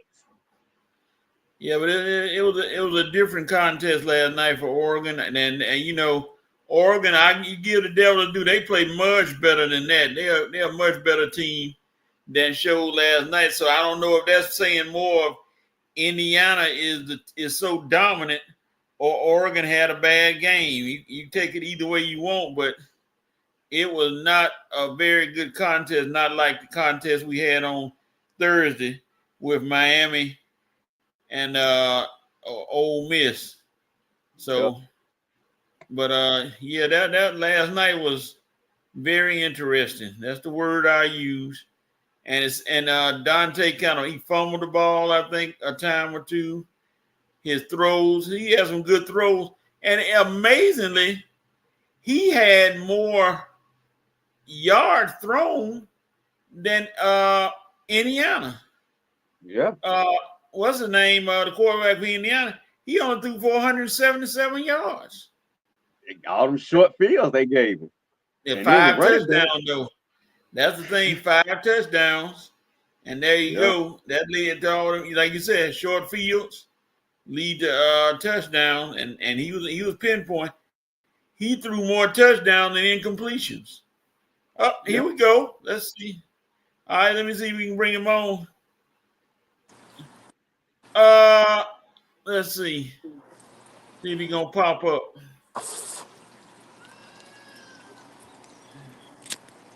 I hear the noise. I don't know. Let me see. I don't know if his camera's on or not. Let me see.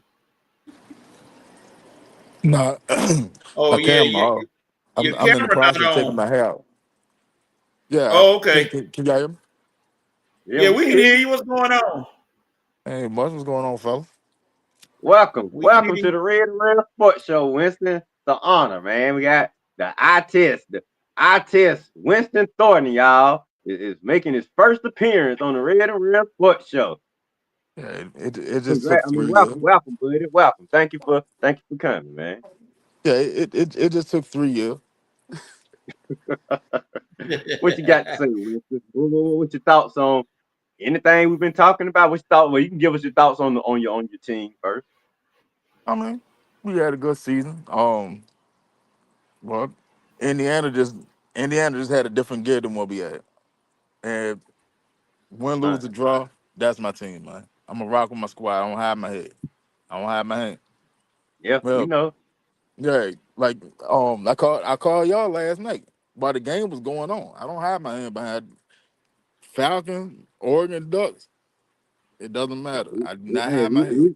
We would have understood if you pulled one of my moves. If you had just, took a minute for yourself and we didn't see you again to today or to your show on Wednesday, we would have understood. Man, that was a bad loss.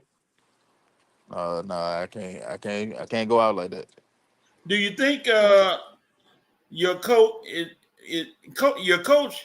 was not unprepared, was he? I don't think that he was unprepared. I think that instead of But we came out throwing jabs, and Indiana came out with a haymaker straight out the gate. Now you sitting there Yeah. playing catch up the rest of the fight. It just snowballed. So I Yeah. mean, I mean, looking over the season, it's rare that people have seen Oregon in that kind of shape. Very Yeah. rare. Because they yeah, usually like score. That's exactly. probably that was y'all worst loss in a while, wasn't it? Yeah, it's been our worst loss in about 3, maybe 4 years. Yeah. Hey man, we all right, we understand, man. Coach, team let him down. Ain't even make it in that damn my bulldog let me down. So shit. Like I said, we all feeling bad. On team, ain't gonna be but one team that's happy, and Yeah. that's gonna be the Indiana or Miami Oh, fans. it's gonna be Indiana. It's gonna be Yeah, Indiana. yeah. Miami's not ready for what Indiana brings to the table.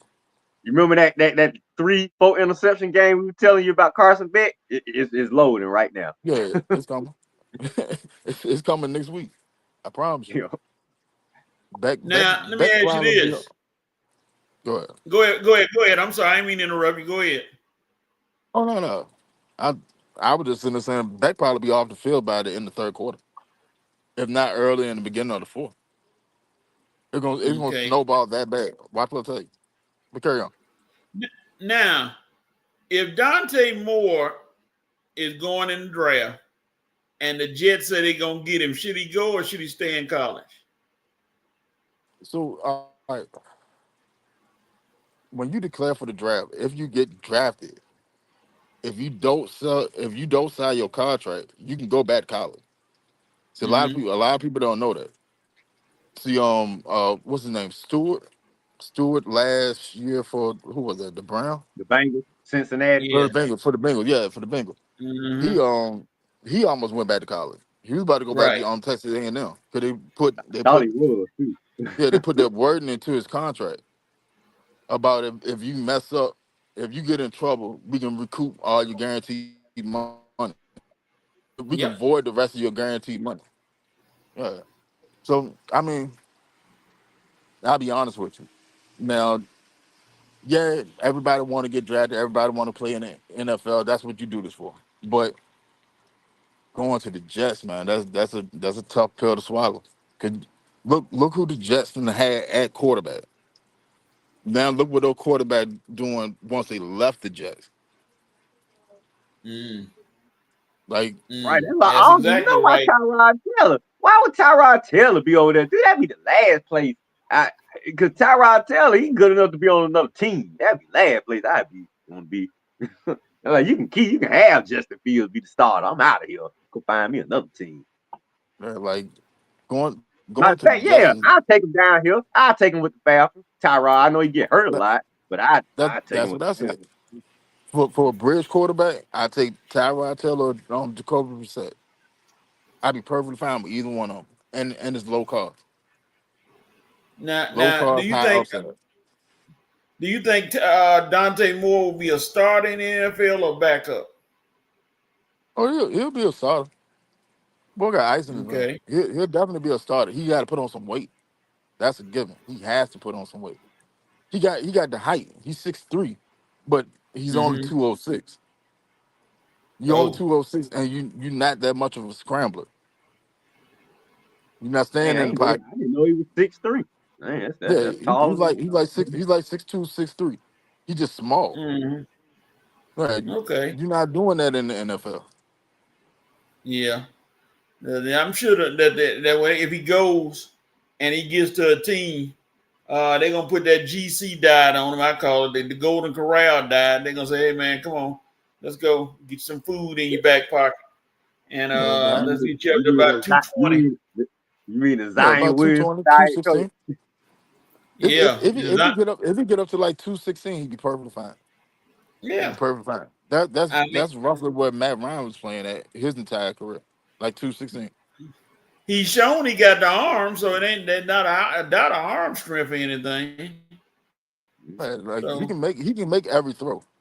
That I give him. He can make every throw. He can make off platform throws. He can throw from different angles. Like he can do it. He got the arm strength and stuff.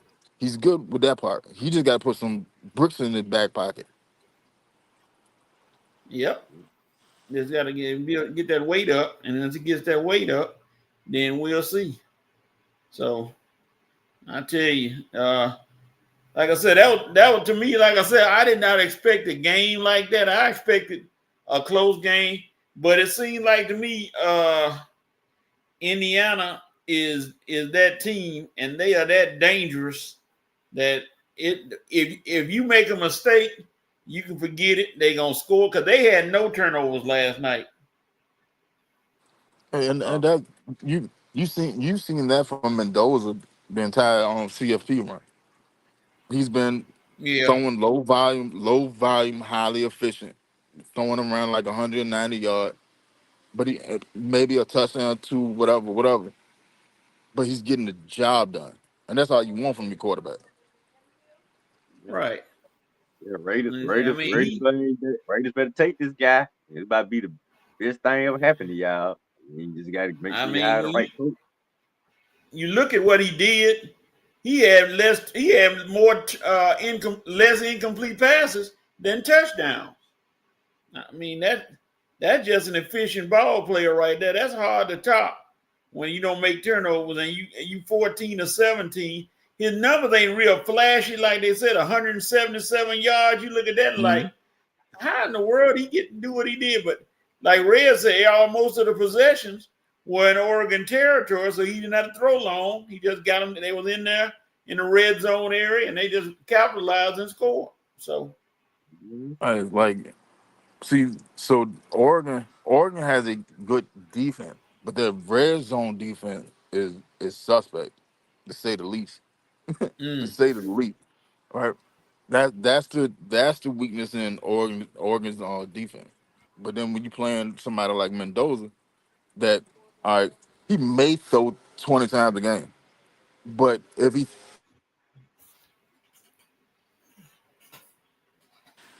throw 20 times, he's gonna complete about 13, 14, 15 of them. You very rarely see the ball hit the dirt. And yeah, That's see, what that's you the look thing. for in a quarterback. That's what I say about our defense. We had a good defense, but our defense on the deep throw, little suspect, and we can't stop. And when we play mobile quarterback, we get sometimes shell shock. See, like all right, with Georgia defense, what y'all need to do, y'all needed athletic sideline to sideline linebacker.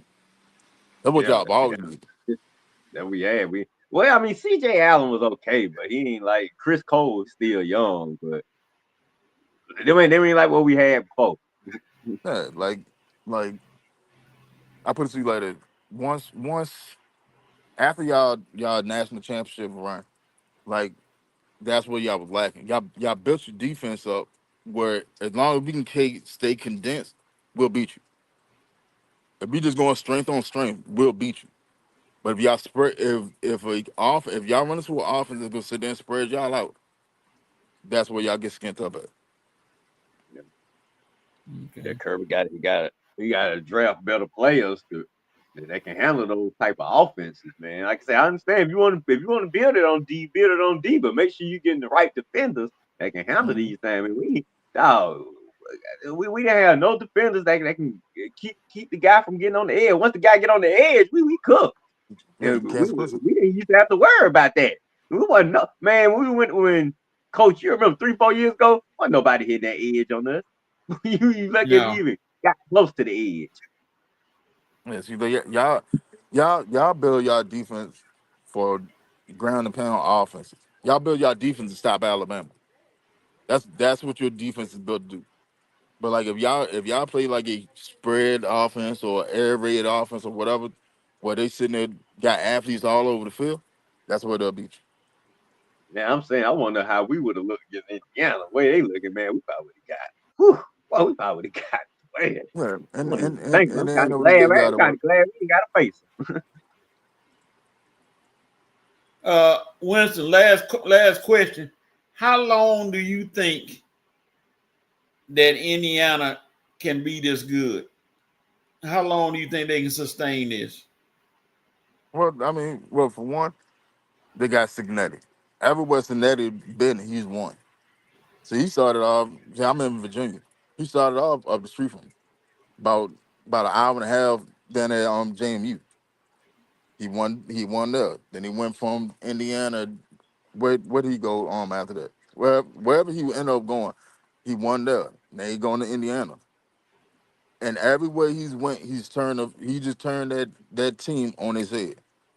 Within their first year or their second year, they making noise. All right.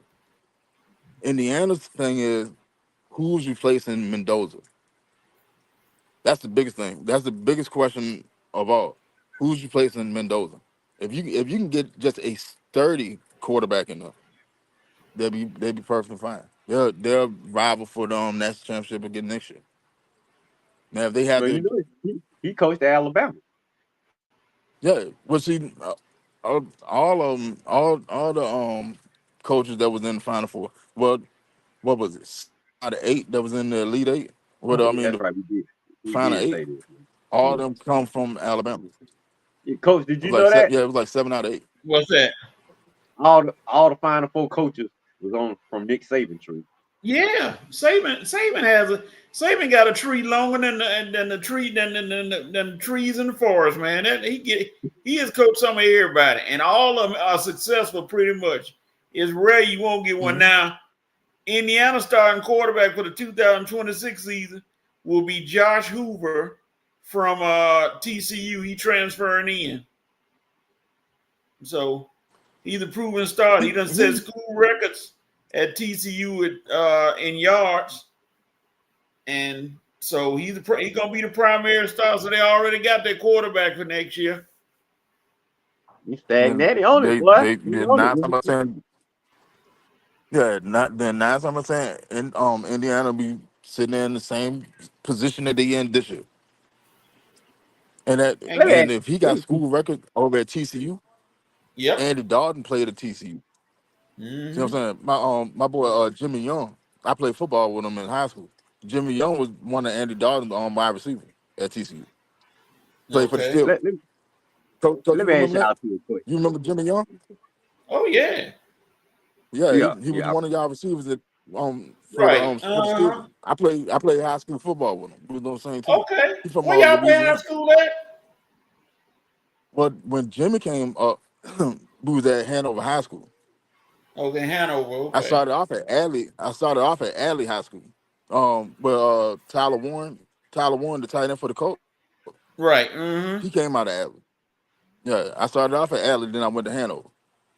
Jimmy Young came in to Hanover as a freshman from Louisiana. When he got there, he was already 6 foot, like 210, straight muscle, playing running back, fast as grease lightning. Yeah, Jimmy was a running back before he went to TCU, and then that's when they switched him over to wide receiver. Wow. I That's played with a amazing couple. right there. That's something. I played with And Sam now, Rogers. okay. How many years Coach, you you play there? with him? I played with Sam for I played with Sam for a year. Sam was a quarterback in high school. Then he went on when he Okay. got to the NFL. They made him a fullback. He won a Super Bowl with the Rams. Right. Josh Mm-hmm. Wells. Josh Wells was my little brother quarterback in high school, and then he became a left tackle for Tampa Bay. He got a ring. Wow. Otto Harris, that's my cousin. Otto's my second cousin.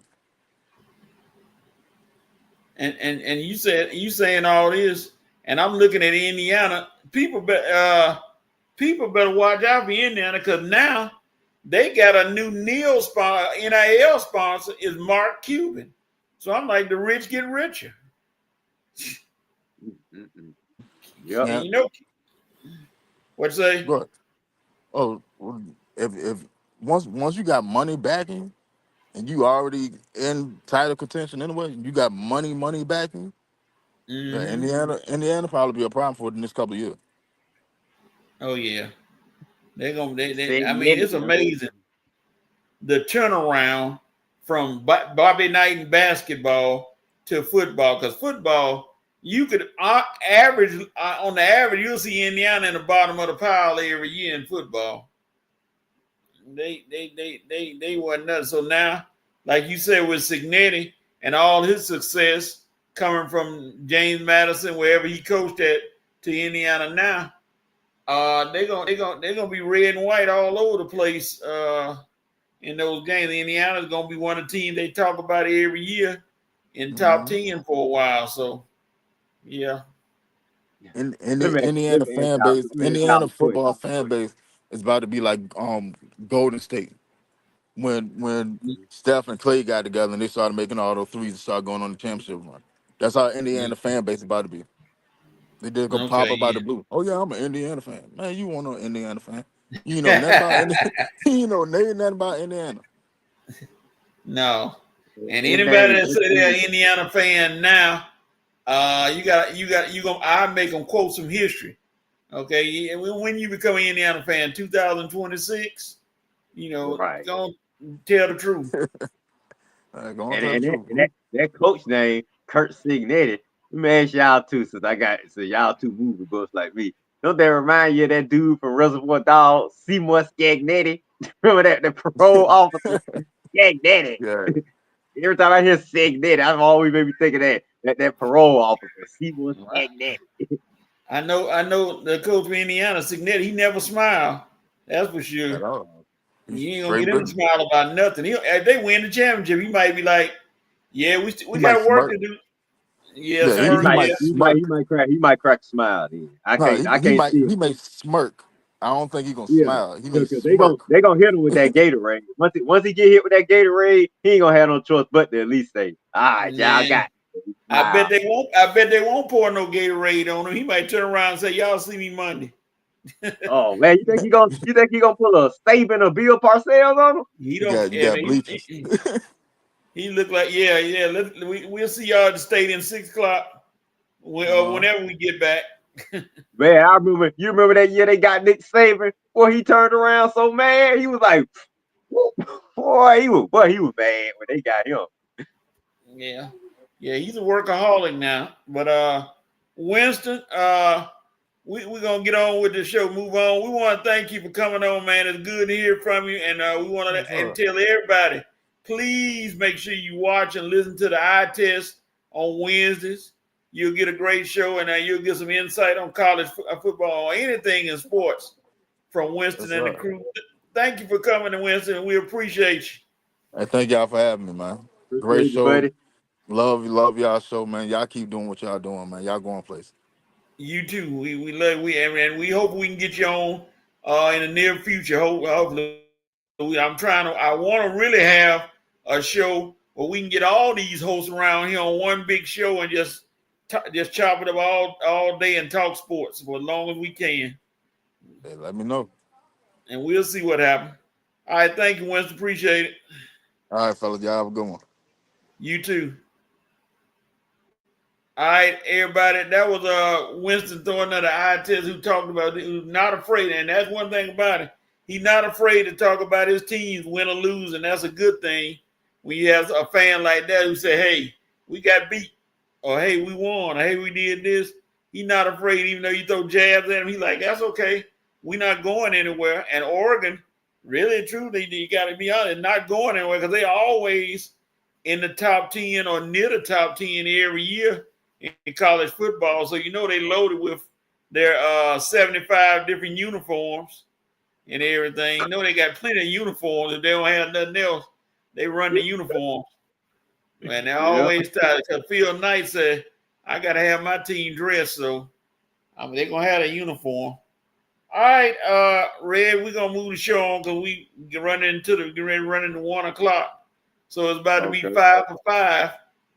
Me and you just by ourselves, so it's gonna be 5 for 5, 5 topics, and 5 different 5 things. We got 5 topics on the different sports of the day, and so you could have did the 5 for 5 with me. You could have just moderated.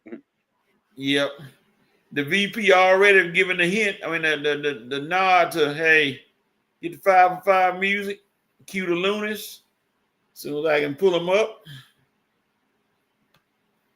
Let's see. Let me scroll down a bit. Ready. I'll be quick. Don't worry, ain't gonna be long. Cause yeah, we're a little behind. All right, that'll 5 and 5 music. All right.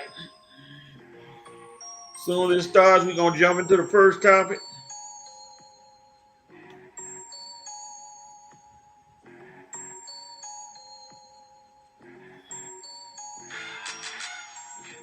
All right, Red, first topic.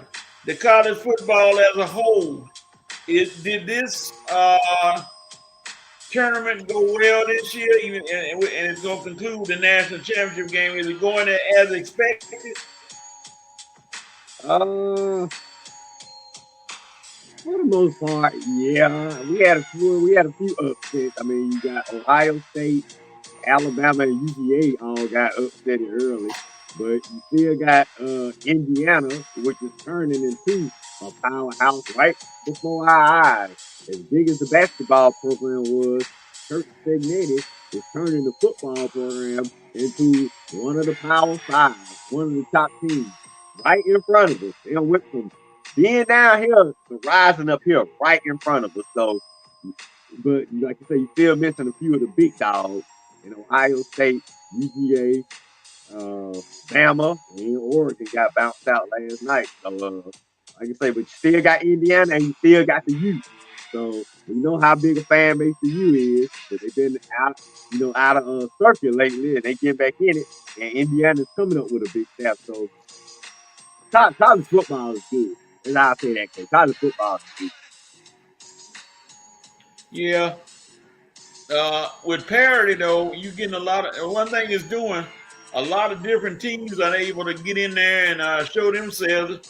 Not gonna get. Don't seem like you're gonna get the same teams every year coming in. You gonna have some surprises, but James Madison and Tulane, y'all don't need to apply again. Y'all we'll hear about y'all. Y'all can talk about it, but we're gonna move on from y'all. I will say this though, Coach, that no SEC team in the championship for the last 3 years.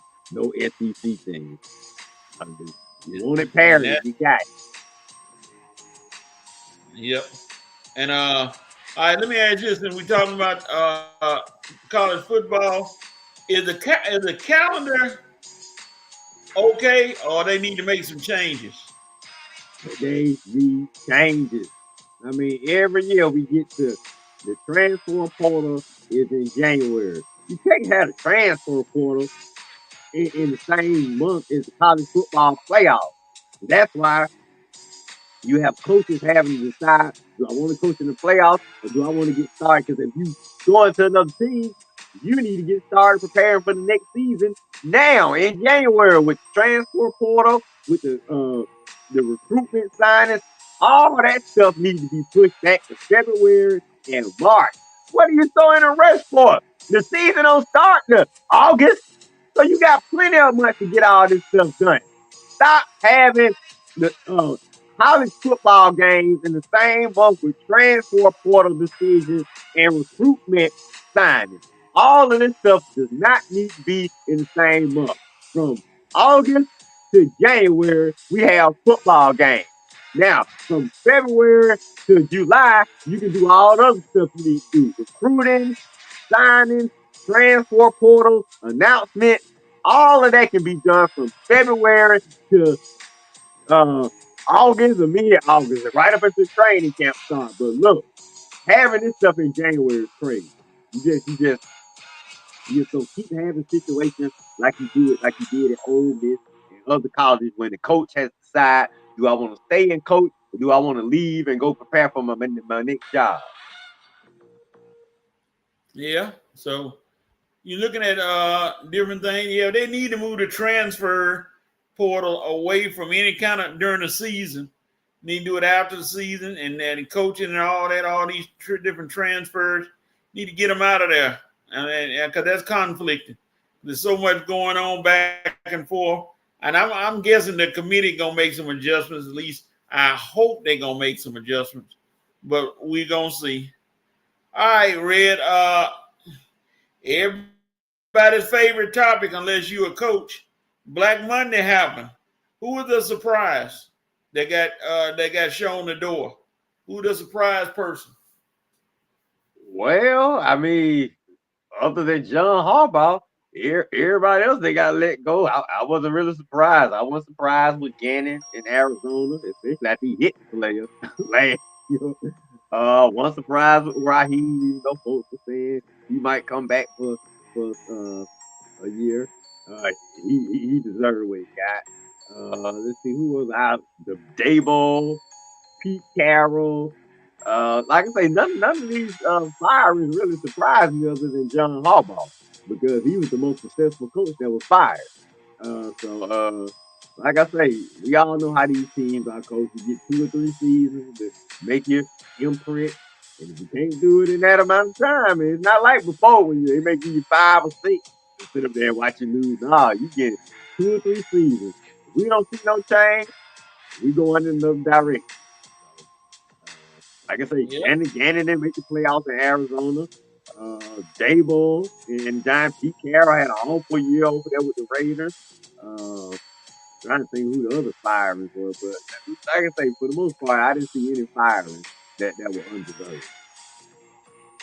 Yeah, you look at John Harbaugh. I'm sorry, nobody expected that game between him and the Steelers was like wrestling, lose or leave town match. Whoever lost is gone. Nobody expected that. And they just said, "Oh well, Steelers won, but Harbaugh gonna get it together, and they'll be back next year to come back and make a run." But I think the thing with Harbaugh was so much expectation was put on them at the beginning of the year for them to be one of the Super Bowl teams. And I mean, he had injuries and then he had other things going on. And then the rumors of him and Lamar kind of having a little mini beef or whatever kind of derailed. So, when it came down to it, between Harbaugh and Lamar Jackson, we know who was going, and they made it official.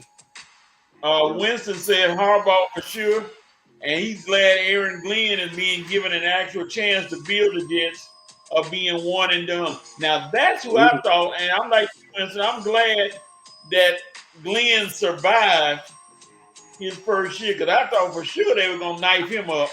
Yeah. That for a team that had no interceptions for a defensive minded coach is scary.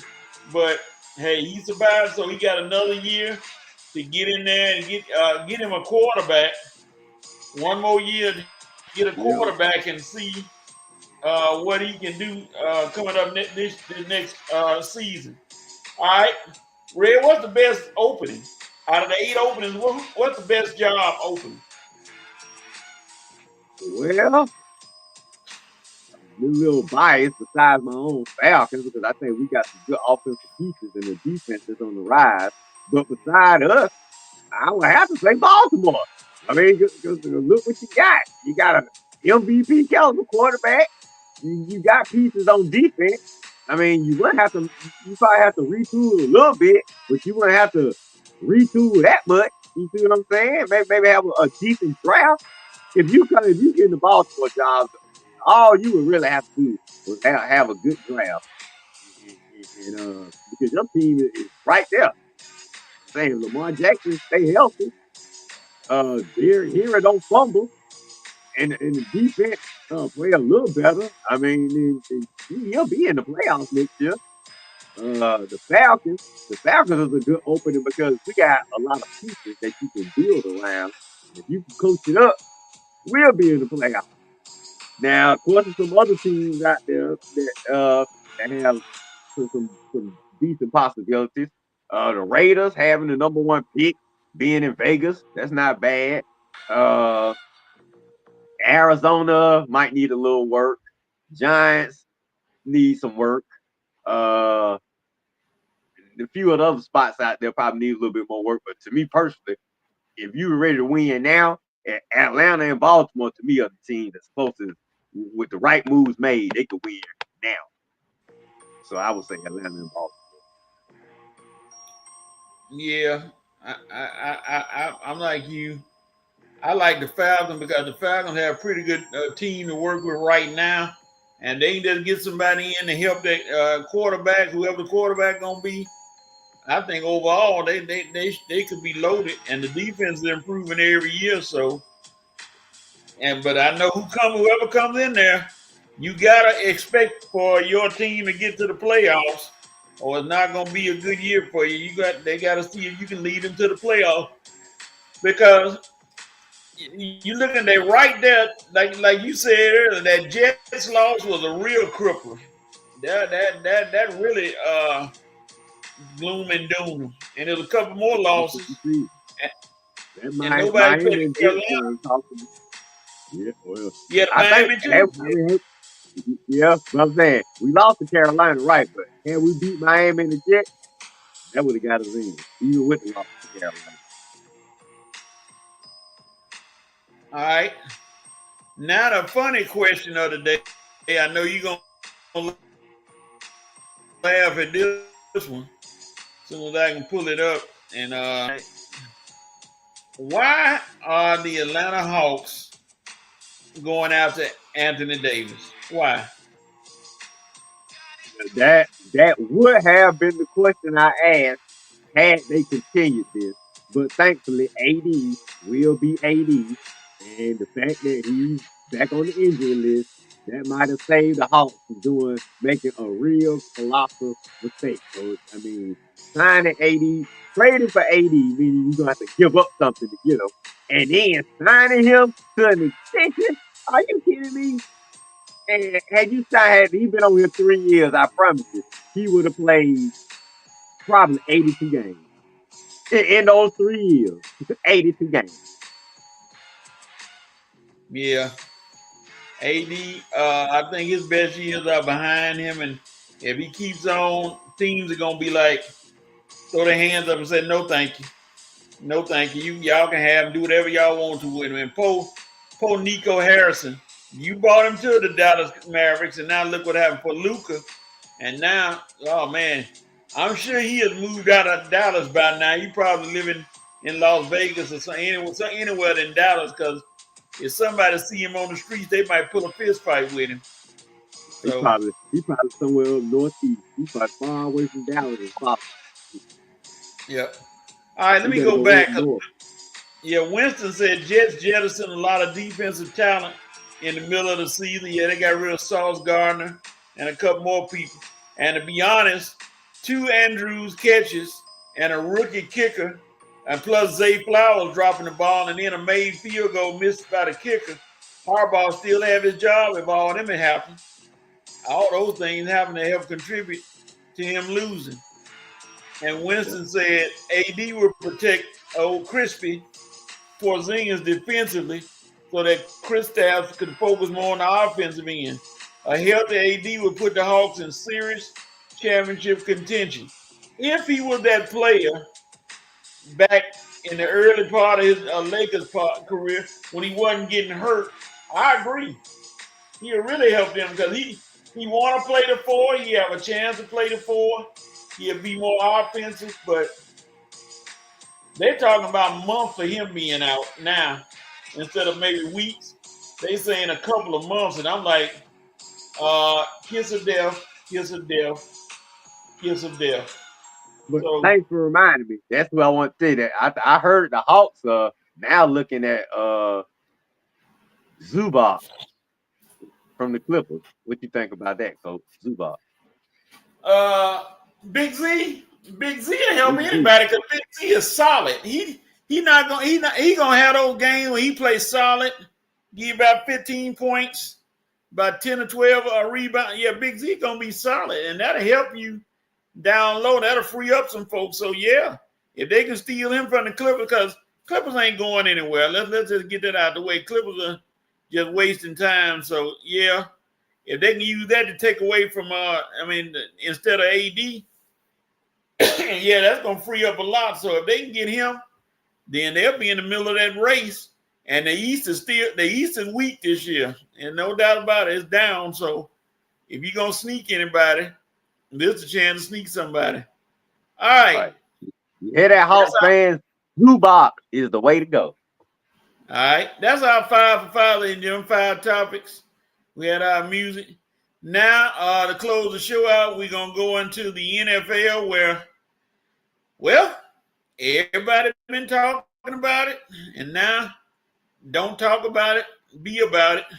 And we only gonna do we gotta do every game because all of them on this weekend before we get to next weekend. Now is no more talking about what you're gonna do next week, because if you don't win this week, it's cutthroat time and win or go home. So let's jump right in. Let me find the NFL music, or the picks music at least.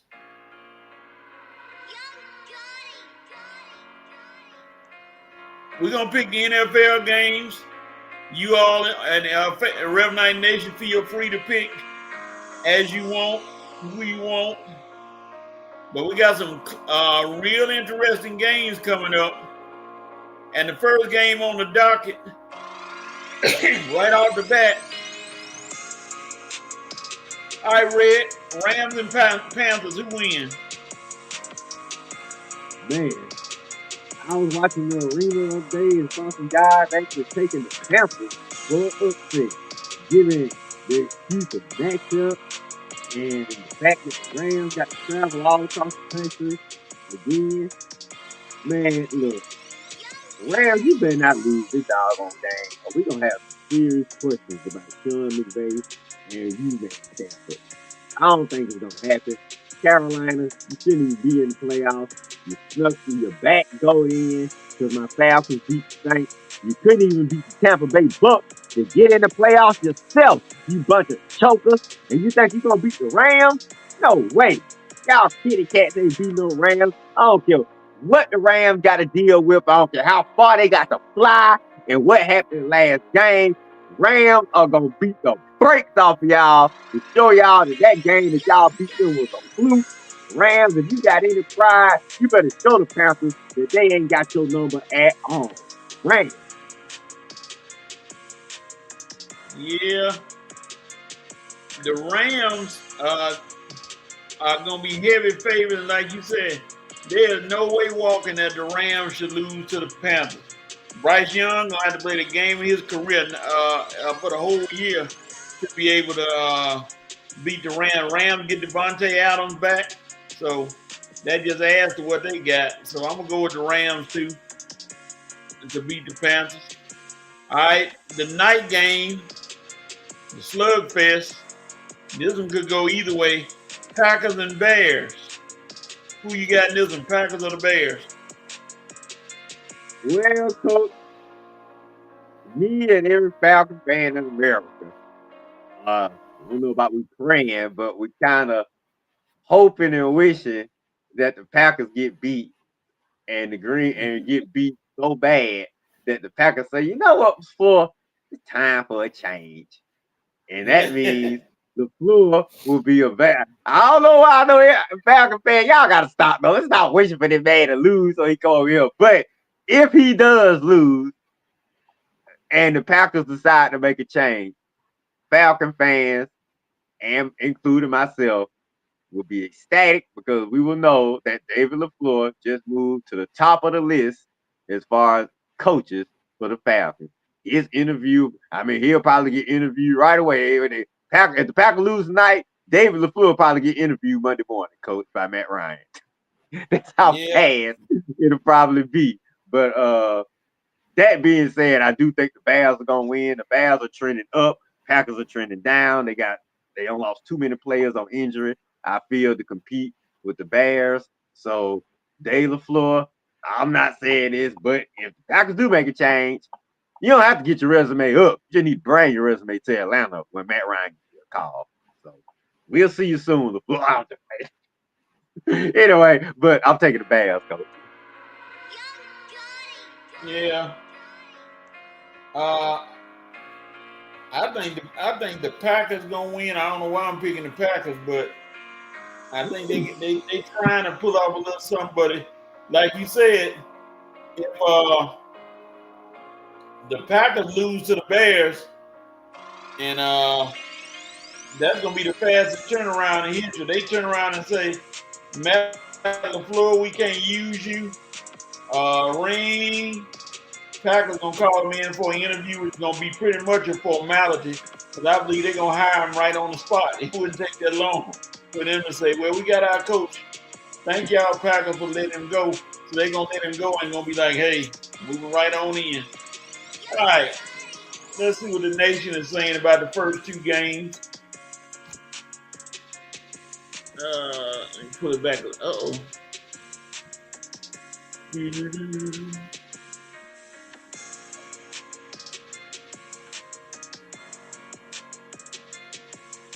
All right. Winston said Rams handily. He said the Panthers can't even handle Tampa Bay. They have no chance against the Rams. And he said, just like you said, Bears and LaFleur is fired, ushering in the Harbaugh era in Green Bay. No way. I don't think he gonna go there. He could. And let's see what else he said.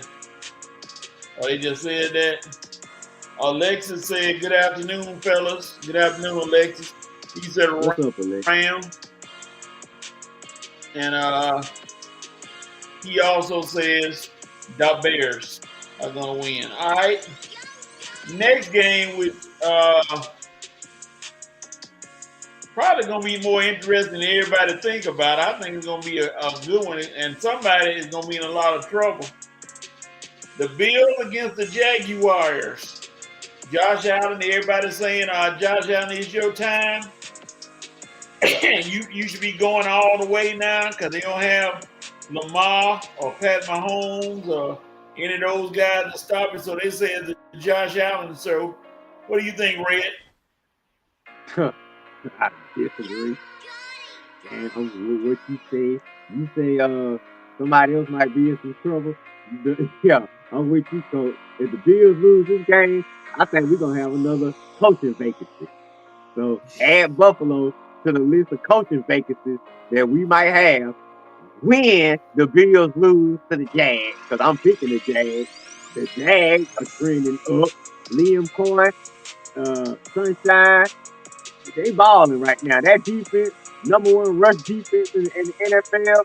I mean, James Cook ain't going to do nothing, which means it's all going to fall on Josh. And that defense is going to be ready for him. They're not going to let Josh Allen just run all over them and throw all over them because he ain't got nobody to throw to it. Who he going to throw to it? Little bitty Shakur all game long? And Keon Coleman? Yeah, I know you ain't expecting nothing from him. And I don't even know who the other guy is on the other side. So like I say, it's going to they're going to put it all in Josh Allen's hands. He's not going to be able to do it. Just too much. It's playoffs. You got to have a team. You got to have players around you making plays. Trevor Lawrence has that. And Parker Washington, Kobe Myers, Travis Etienne, that defense, Liam Cohen coaching. Josh Allen don't have that. Okay. Number one, Sean, whatever his name, McDermott, he ain't coaching. He's a defense guy. He ain't coaching Josh Allen. Joe Brady, they don't have too many weapons. Like I said, they're going to shut Cook down. Jacksonville defense going to shut Cook down and put it in the receiver and Josh Allen's hands. And the receivers ain't going to make no plays. Josh Allen going to be looking crazy. Going to be seeing ghosts. He's going to be sacked. The way the Falcons play the Bills, coach, is the way the Jags going to play the Bills. Jags win, going away. Sean McDermott is going to be out before they even get to the new stadium next year. And Josh Allen is going to be looking for a new head coach. And it's amazing that throughout all this, and the Jaguars doing so well, one name ain't been mentioned in all this. Travis Hunter. Who came to him. He's hurt. They're not even talking about Travis Hunter. And they doing everything. I ain't trying to say that there's something wrong with the boy, but they're doing all this without Travis Hunter. I'm just looking at him next year. Where are they going to put him next year to keep this thing going? So, Jacksonville is looking good. You better come back. You better come back with some bumblebees next year. Because like you say, they doing this without you, man. Yeah. I think he's going to go to defense. So I'm going to go with, but I'm still going to go with the Bills just because of Josh Allen. I don't know why, but He'll luck up. He'll luck up and throw a pass. Yeah, he'll luck up and throw a pass or run when he's not supposed to run and get a first down or something. So I'm gonna go with the Bills unless proven otherwise. But I wouldn't mind the Jags put him out. I'll be laughing at him if he got put out. All right. Well, hey, Haley Stanford won't be laughing. At least he'll have some dates with him when she go on the award circuit for silver. At least Josh. Oh yeah. Yep. 49ers and Eagles. Who gonna win that one? You know how I feel about both of these teams, so, but let me take my personal feelings out of this. 49ers are just too injured right now. It seems like they lose a player every week. I swear, if you look, I bet the 49ers don't lose a player every week this year. And it seems like somebody going down for them every week. And I think it's eventually gonna catch up with them.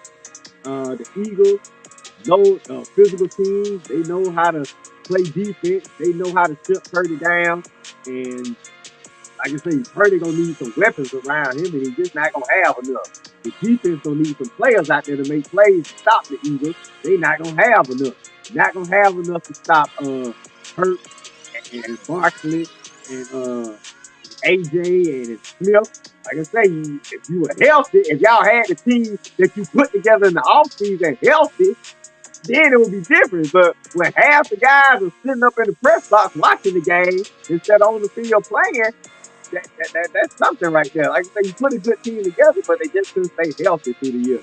And that's going to end up costing them against the Eagles, who are healthy. And I think they on the road against the Eagles, too. And that ain't going to make it no better. You going into Philadelphia, not at full strength, and you're not going to come out victorious. So that's pretty much what's going to cost the Niners this year. I don't think it's going to cost Lynch or Shanahan a job. They'll be back next year. But like I say, just too hurt this year to move forward and advance to the playoffs. That's what I'm picking the Eagles. But you know, folks, I hate both of them. I wish it could be a tie, 0-0, a tie. Neither one of them. Yeah, there's too many. Like you said, too many injuries for the 49ers. And I know Brock Purdy has been coming on, but I think this Jalen Hurts time of year and Saquon, in the battle of Saquon and McCaffrey, I think Saquon gonna pull it out because of the defenses. So I'm gonna go with the Eagles. They're gonna beat the 49ers.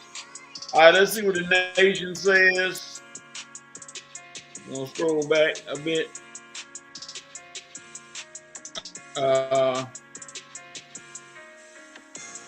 Winston said,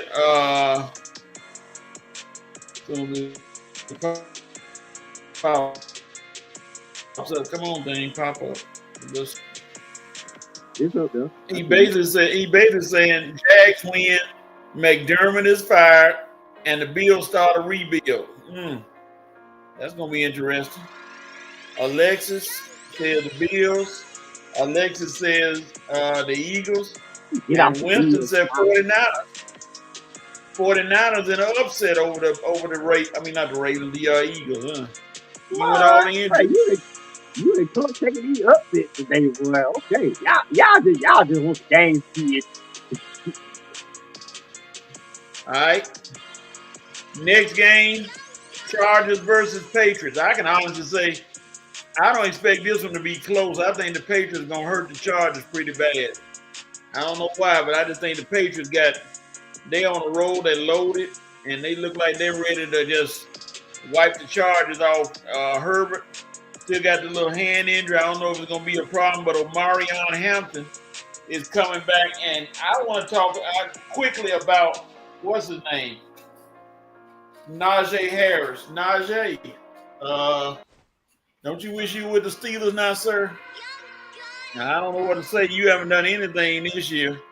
You just sitting on the bench. You got been hurt, playing with firecrackers and everything, and you haven't done anything. So we'll take you back, I guess, maybe. But we'll see. Who you got, Red? I got the Patriots. Coach, I forgot all about he's going too. It's like he ain't played all season, has he? Because of that firecracker incident. And another injury. Oh, okay, yeah. But Coach, I'm gonna surprise you. You too, Winston. This is the time I'm actually gonna take an upset. I was listening to the arena yesterday, and I don't know, TJ, the dude that used to play with a cheese sleeve on the Broncos, TJ Ward. Man, he made some good arguments for the Chargers yesterday. Kind of convinced me. I think I'm along with the Chargers this year. Number one, Patriots, they not that experienced. This is May's first playoff game. So yeah, I like May, but we don't know if he's gonna come out, just fighting it up in his first playoff game. So he's still a little inexperienced. The Patriots defense, they young, and this ain't no knock on them. I think Vrabel is building a great team over there, but this is their first time in the playoffs. So you always need to go through that first experience before you advance. So Chargers, they got Jim Harbaugh, he experienced. Herbert, 0-2, but he got a little playoff experience. He ain't like this his first playoff game. And he did have a lead. He choked away from the Jaguars 2 years ago. I don't know how much he was. The fact is, he got a little experience. And he got some playmakers. He got Johnson and Larry McConkey. He still got the running back GL. I think you say Hampton was a little hurt. But even though the Chargers are a little injured, they still got a few pieces you can win with. They still got that defense that's been playing good for them. So that defense is balling for them. You still got Derwin James over there. You still got a few pieces on that defense that's been balling for them. So I'm gonna take the Chargers in an upset, but not by a lot. I say the Chargers hang in, just hang around the game, and maybe make a play or two in the fourth quarter and end up beating the Pacers by a field goal at the end. So I don't want you to think they're going to go in there and blow them out. It's going to be a close game. I just think the Chargers might get them by a field goal. Okay. All right. Last game. Yep. This Monday night, Texans and the Steelers. Who you got, Red? They did say the good one for last. Man, I hate they got to go on with it Monday night. I wish they all was today and tomorrow. But yeah, man, this is gonna be a good one. It's gonna be a good one. Both teams got good defense. Steelers defense, you can't sleep on them. Texas defense, you better not sleep on them if you're gonna wake up in the opposite. But it's gonna come down to coach to what quarterback either make the most mistakes or make the most plays. If CJ go out there making mistakes, Texas gonna lose. If Rodgers go out there making mistakes, Steelers might lose. If Rodgers can make mistakes, Steelers can overcome and win. Because Rodgers still, to me, is the most experienced guy. Rodgers been there before. CJ, you been there before too. And well, actually, yeah, because CJ got a win or two under his belt too in the playoffs. So both quarterbacks are experienced somewhat. Rodgers the most experienced. He's the most experienced guy. He got the ring. He got the longevity of the career. But man, that Steelers defense though, man. Boy, that secondary be a little shaky sometimes. You blink your eye, they giving up big plays. But does CJ make a lot of big plays? He does make some. I mean, you blink your eye, he'll just throw it down the field and Nico Collins or somebody just go get it. But this is playoff. It might come. I know he's gonna have that Steelers defense ready. All the mistakes they've had. It's a new season now. You're in the playoffs. Steelers football. They at home. I heard what you said on Hard Show today. You pretty confident in your team too if they get past this game. So you trying to get past this game. So you think this game gonna be your biggest competition in the AFC? And I'm gonna pick y'all to do it. Just for Aaron Rodgers, maybe make it one more hurrah at that ring. Texas ain't going nowhere. They beat all D'Amico Ryans and this core guys there. They gonna be there. They'll have another opportunity, I believe. But they can't beat y'all now. I don't think they can't now. Like I said, if you don't go out there and do what y'all supposed to do, they'll win. But I think y'all will do what y'all supposed to do. You got DK coming back. He owe y'all. I was gonna say y'all too because he missed 2 games. He owe y'all, so he needs to come out there making plays. Y'all defense still be ready. Tomlin gonna have them coached up. I say Steelers get by 27-21 Steelers. I think it's gonna come down to whoever can run the ball better. Because passing gonna be difficult for both sides because both teams got some pretty good rush defenses. And the Texans got a heck of a secondary. So it's gonna be hard for Rodgers to get a lot of throws in. But Rodgers, one thing about him, he's had, I think, one turnover in the past 4 games. So he's controlling that ball. And he's not doing anything, trying to force anything. He's just taking slowly but surely. And the Steelers can make the Texans one-dimensional and put everything on C.J. Stroud. I think they can steal it from the Texans because, I mean, anyway it goes, if the Steelers can score over 20 points, they'll win the game.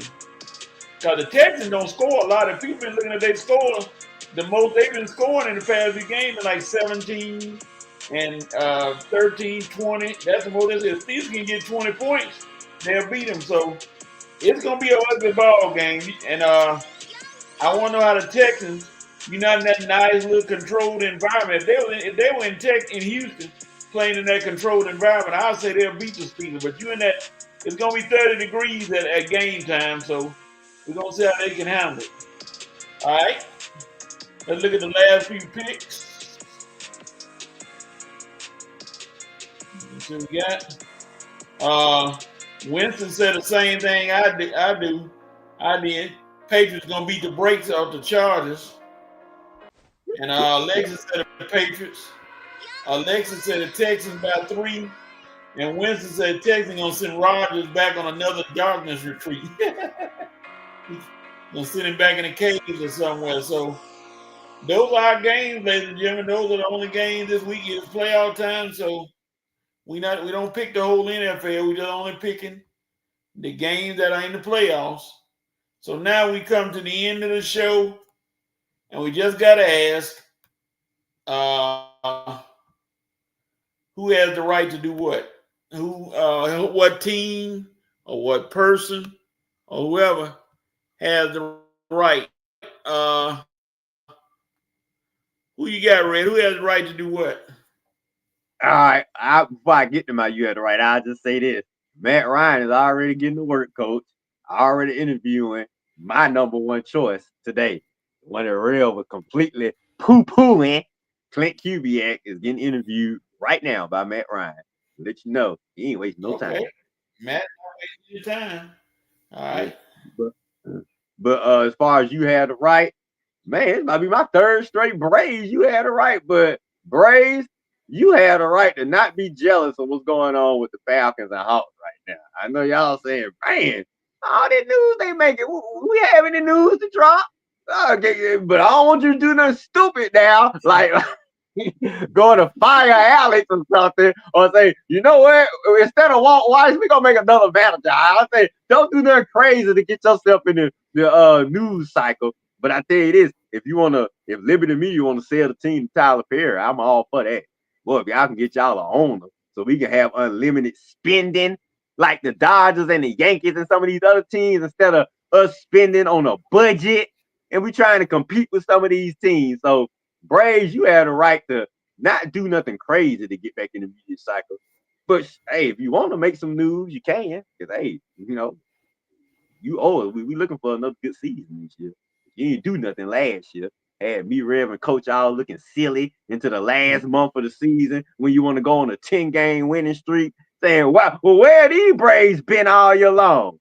Anyway, how about this, Braves? You got the right to start the season on 10-game winning streak instead of waiting till doggone September. Yeah, how about that? That's a good one, Coach. Braves got the right to start fast, so we don't have to worry about things. We can actually enjoy the season. But we know the Braves will be there. We ain't worried about y'all. Y'all pretty consistent. It's the Falcons and the Hawks that we worried about. So, good show today. I enjoyed it, Coach. We did a pretty good thing. Winston, thank you for coming on, buddy. I knew you eventually was going to make an appearance on the show. We enjoyed you. Rev, thanks for being here early. Rev, finally, you want to support it. You want a guest star today. You was actually a star, so thanks, Rev. And like I say, episode 406 was pretty good one, Coach. Yep. So we went through it. It is now 1:23. So we'll be back next week. Next week we're gonna have the NFL results. The college football playoff won't be until the 19th, so we won't have that. But we'll have all the pro results. And Winston said Falcons got the right to get this GM and head coach search right and put a winning product on the field for once. Great show. Thank you, Winston, for coming on. We appreciate you coming on. And again, you all want to see him, look at the eye test on the networks, and you'll be able to see him and listen to his commentary. So thank you, Winston, for coming on and shedding some light on your boys, the Oregon Quacks, the Ducks, and everything. So glad you there to come tell us so. All right. But ladies and gentlemen, that's all. We are done for the day. He said, thank y'all for having me. We appreciate it. Like I said, we hope to get you on sometime in the future. So be ready just in case. But and I know you'll be glad to share your insights. So thank you for everything, for coming on. And ladies and gentlemen, like I said, we'll be back next week, same bat time. But we'll be back at 10:30 hopefully next week. So hopefully y'all come on in and hang out with us.